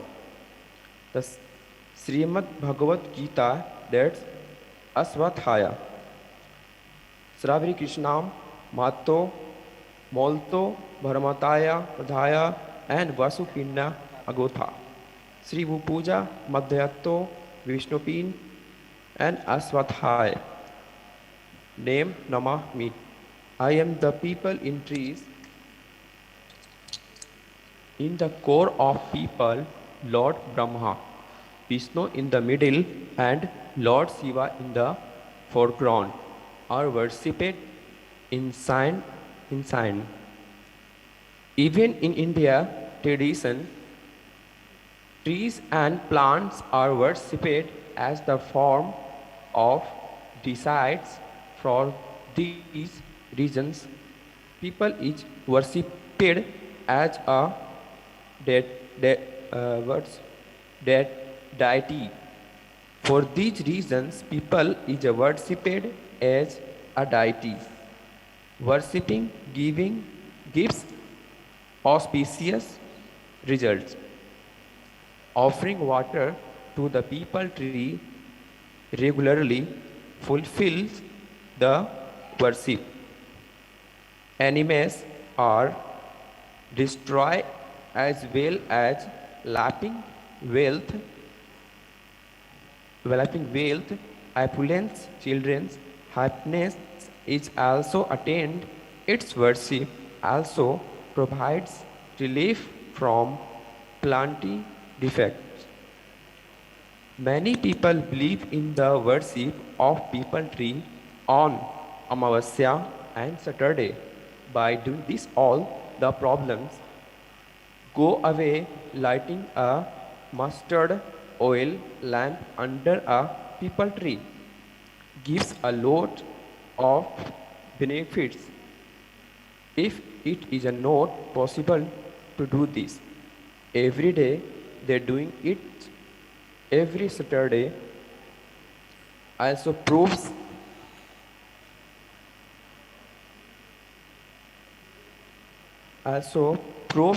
beneficial. Doing this stops and spoils the work as well as gets success in light. It is considered best to offer water on it on Saturday. Cutting of people tree is considered to be because doing so causes point to the ancestors and also hints the growth of offering. Why is there a special importance of worshipping people tree? According to Padma Purana, people tree is the form of Lord Vishnu. That is why it got the title of the best god tree in the religious field, and its worship starting with the rock. In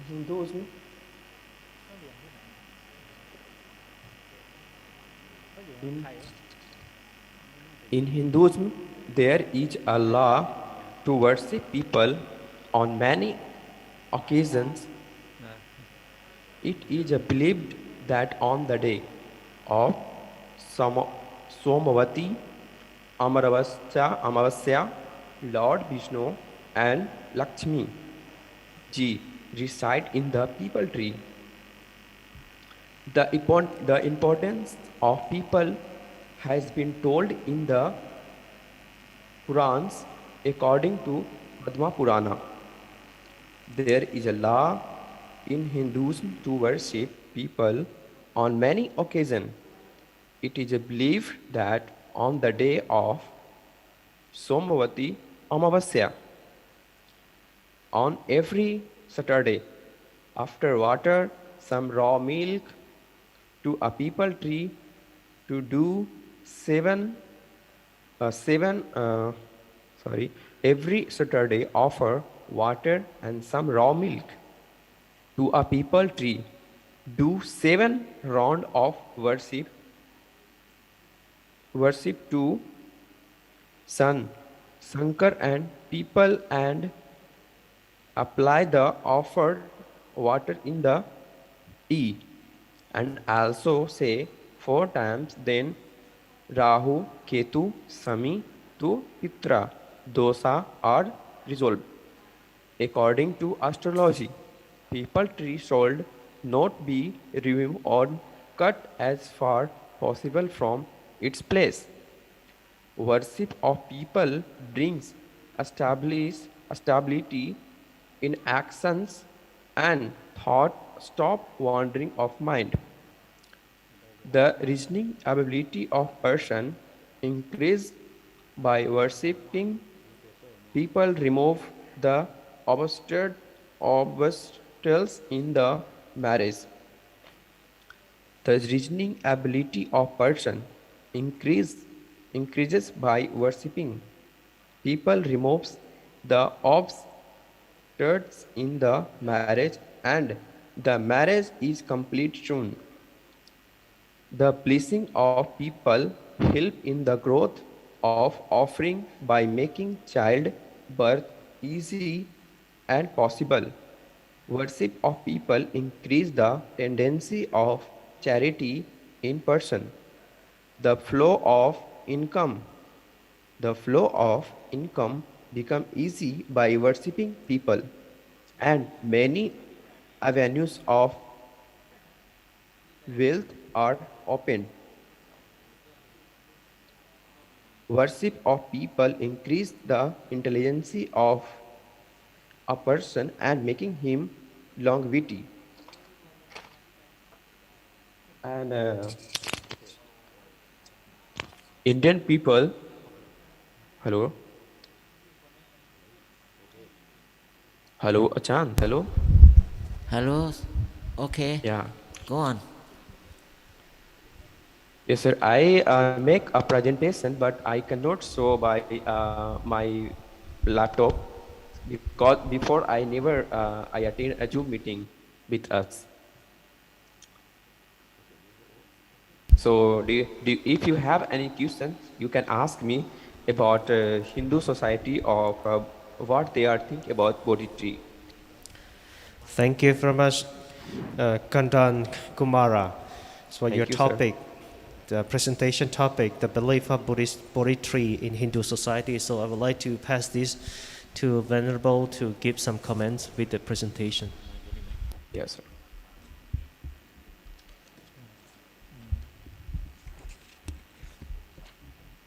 Hello, Mr. Kunnan Kumala. Yes, sir. Yes. I have your paper only abstract. I know your paper a little bit. Oh.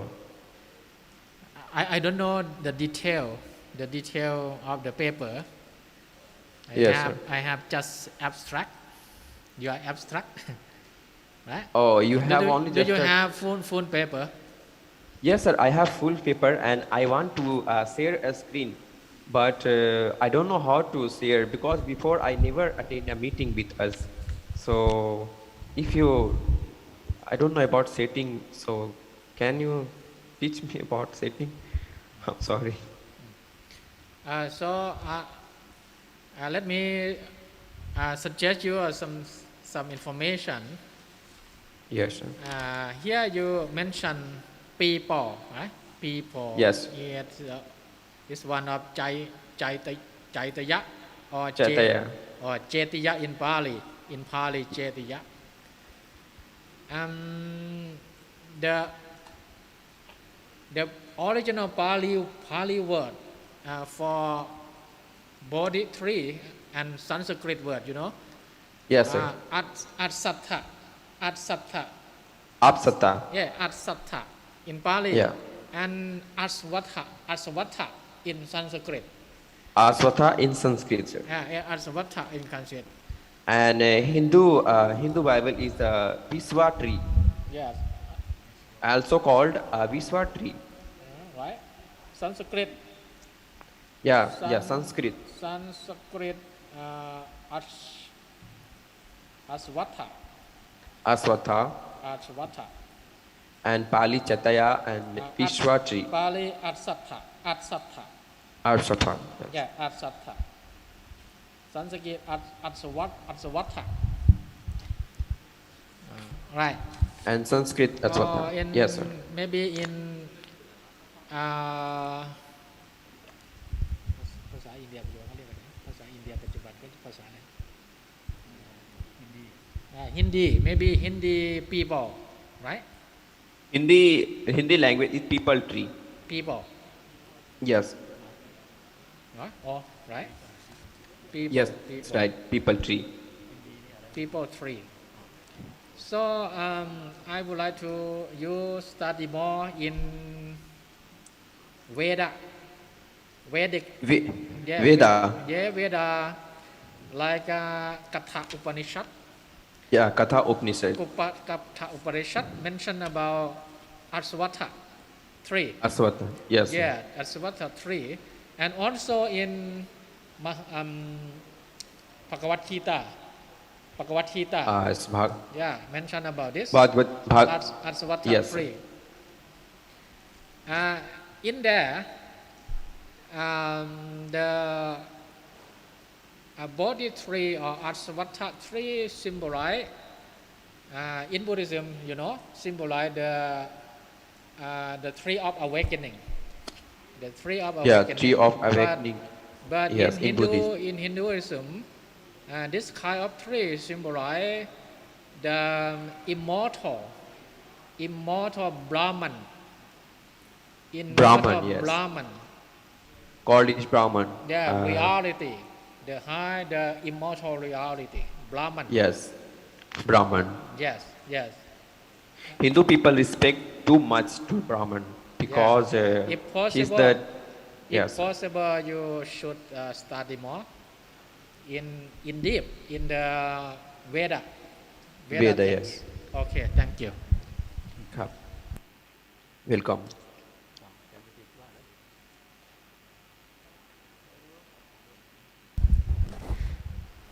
Hello, Kumara.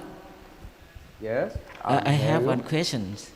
Yes. You said that, according to your paper, Lord Vishnu live in the leaf of the Pivan tree.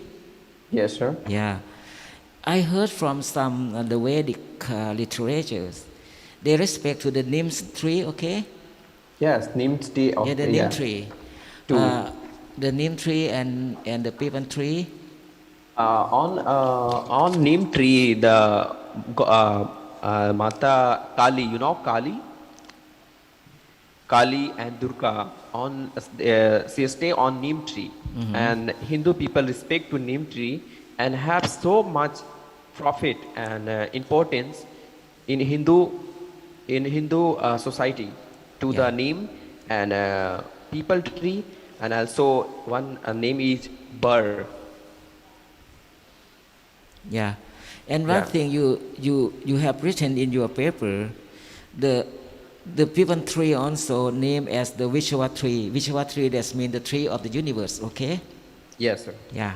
So maybe in Buddhist literatures, the Buddha says that when the Buddha was born, also the Bodhi tree, that's its seeds grow up with the same days with the Buddha delivered. So in Pali word, we call it Sahachati. Sahachata, that means the thing that occur in the day that the Buddha getting birth. Getting births, yeah. Yeah. So maybe why the Buddha have to go there and also get enlightened under the shade of the Bodhi tree. Yes. The name of the Bodhi tree, people tree, also we call it in Thailand, we call it Asatta in Pali word, just like Venerable said to you. Yes, And also for the Hindu word people tree, or maybe in Thai we say like a ton sai, po sai, but in different. Inside also in another kind of the tree, the people tree. Just like in Pali words, when the Buddha get enlightened after the seventh week. 7 weeks, yeah. Yeah, some week he went to Raja Yatana. Raja Yatana. Raja Ratna, yeah. Yeah, Raja Yatana. That means where the two lay people went to the Buddha and offered him to for the dry food. Dry food, yes. Yeah, dry food for the Buddhas. Also, according to Hindu belief, they believe this the people tree like the Vimana of Vishnu. Vimana, the residence, or like the place for the god, the deities. And nowadays, whenever we respect to the people tree, in Hindu belief, Hindu traditions, whenever they went to the Bodhi tree in Bodh Gaya, what do they think about that? They are follow Hindu, same as a Hindu religions. They are follow Hindu rules. Yeah. Do they worship? Do they worship on behalf of the Buddha? Yes. And have an importance same as because there are cannot use water and raw milk in there because there is not allowed in the temple. But from outside near the village and the behind of village there is in the temple you can see the first gate. When you enter the behind of the temple, you can see there is old temple of Shiva. Yeah, Shiva temple. That temple is a very old. Yeah, that temple is a very old. That temple is a Shiva temple. There is a have, and that side have people tree also. One tree, and there are go to the Hindu people, and they are follow the Hindu rules, and they are worship there, and then finish. They are come to the in the temple from the behind the tree of Buddha Bodhi tree in the temple. They are come and pray to God for wish, and they are want to some people in Hindu. No, some is all people in Hindu. If have problem, they are pray to Bodhi tree.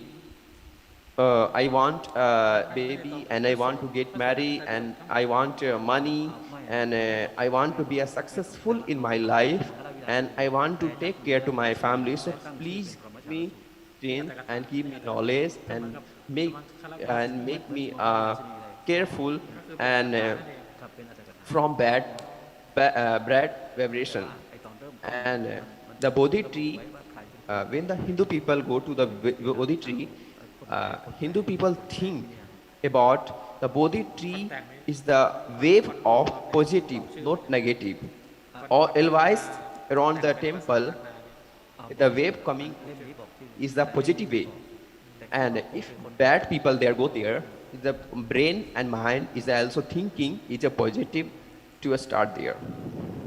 Yeah. So in Hindu people think about the Bodhi tree and very respect, and Hindu people never destroy the Bodhi tree and people tree in India.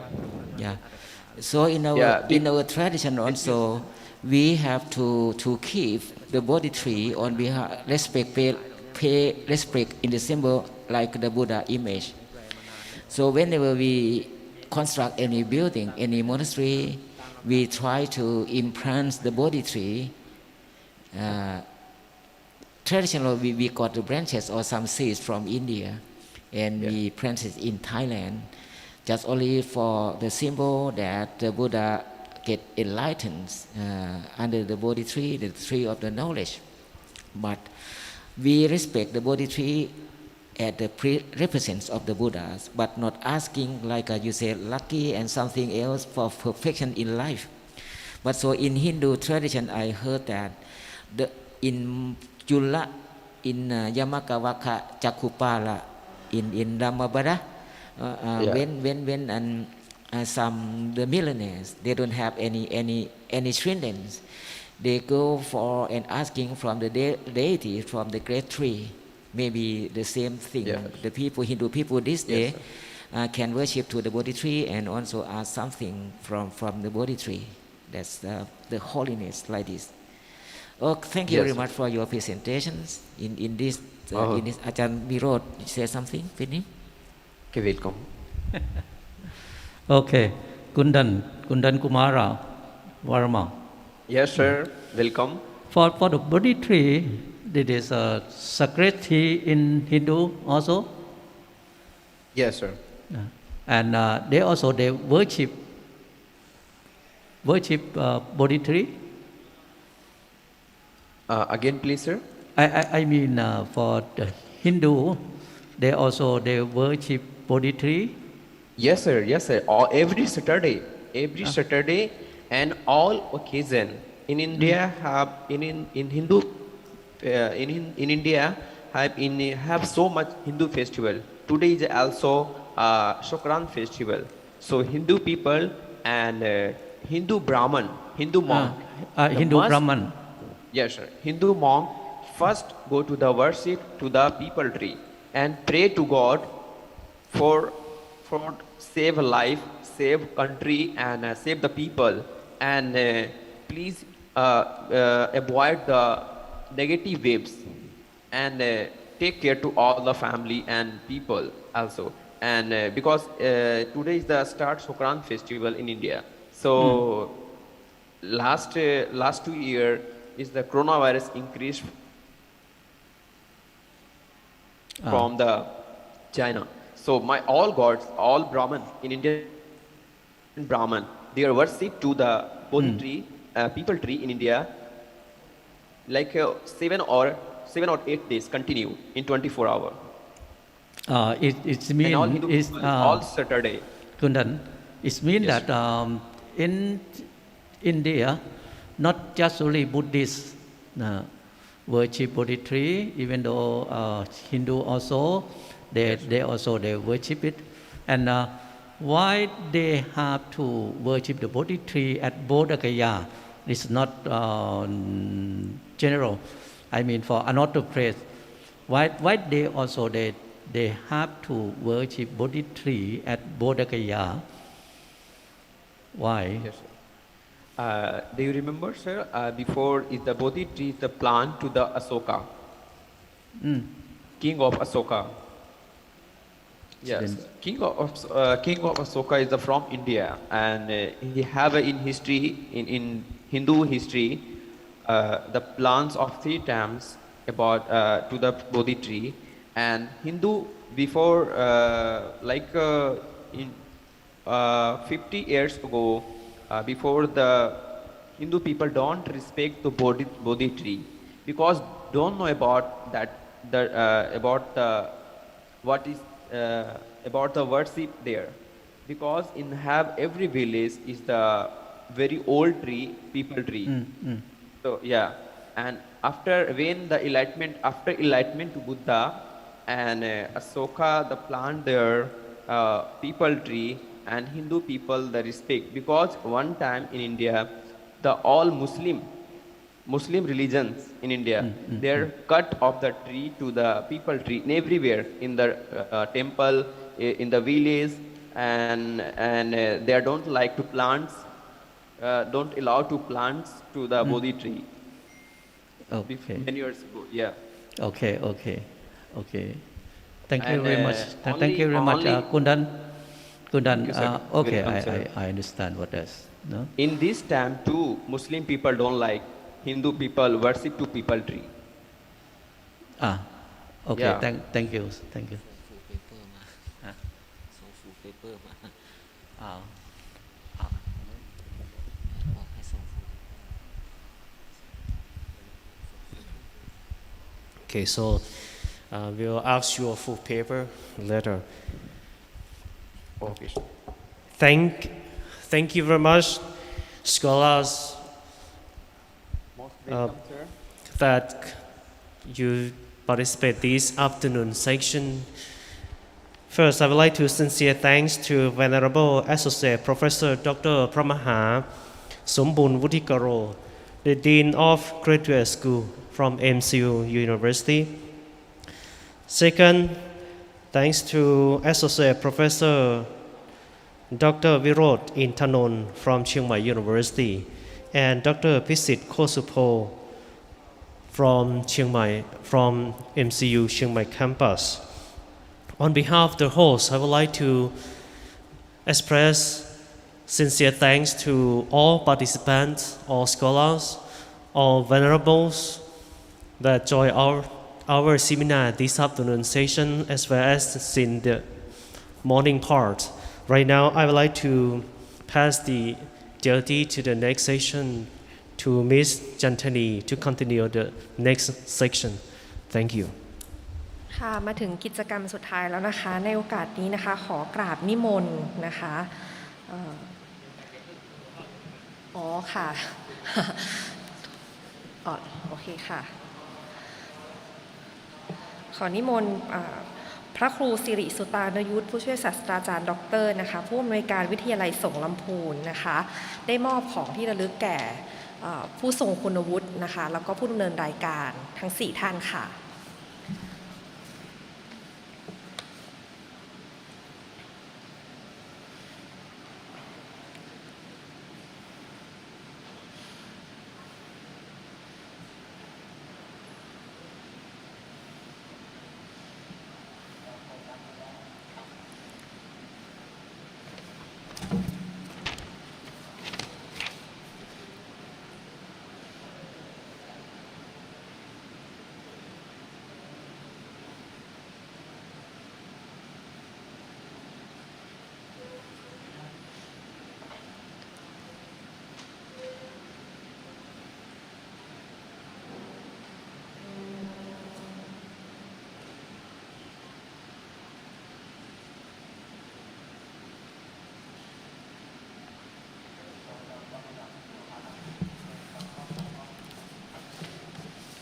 สำหรับกิจกรรมในวันพรุ่งนี้นะคะจะมีการเสวนานะคะทั้งภาคเช้าแล้วก็ภาคบ่ายนะคะ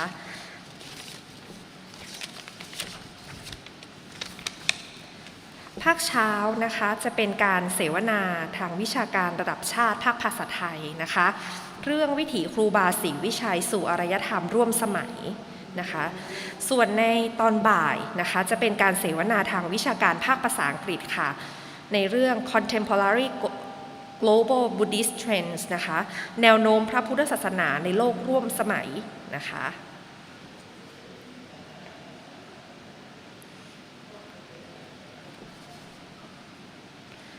โดยจะเป็นการประชุมนะคะทั้งระบบออนไซต์แล้วก็ออนไลน์นะคะผ่านโปรแกรม Zoom นะคะแล้วก็ห้องประชุมนะคะก็จะเป็นห้องเดียวกับวันนี้นะคะสามารถดู Zoom ID ได้ในคู่มือนะคะสูจิบัตรนะคะหรือว่าสามารถเข้าไปหน้าเว็บไซต์ของวิทยาลัยสงฆ์ลำพูนแล้วก็ดาวน์โหลดสูจิบัตรได้เลยค่ะ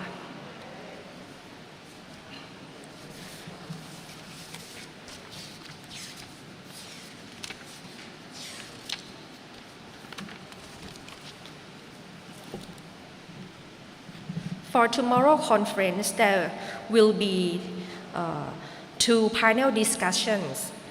The first one is Thai panel discussion on the footprint of Kru Ba Sri Vichai towards contemporary civilization. And in the afternoon, there will be English panel discussion on Buddhism and New Global Trends.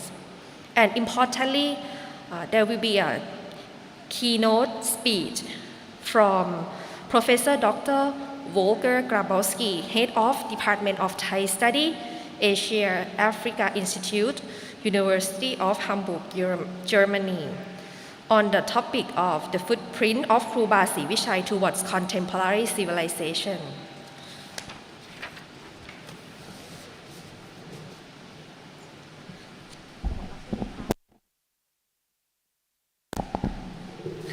ขอบคุณผู้เข้าร่วมงานทุกท่านนะคะวันนี้กิจกรรมของเราก็จบลงเพียงเท่านี้นะคะ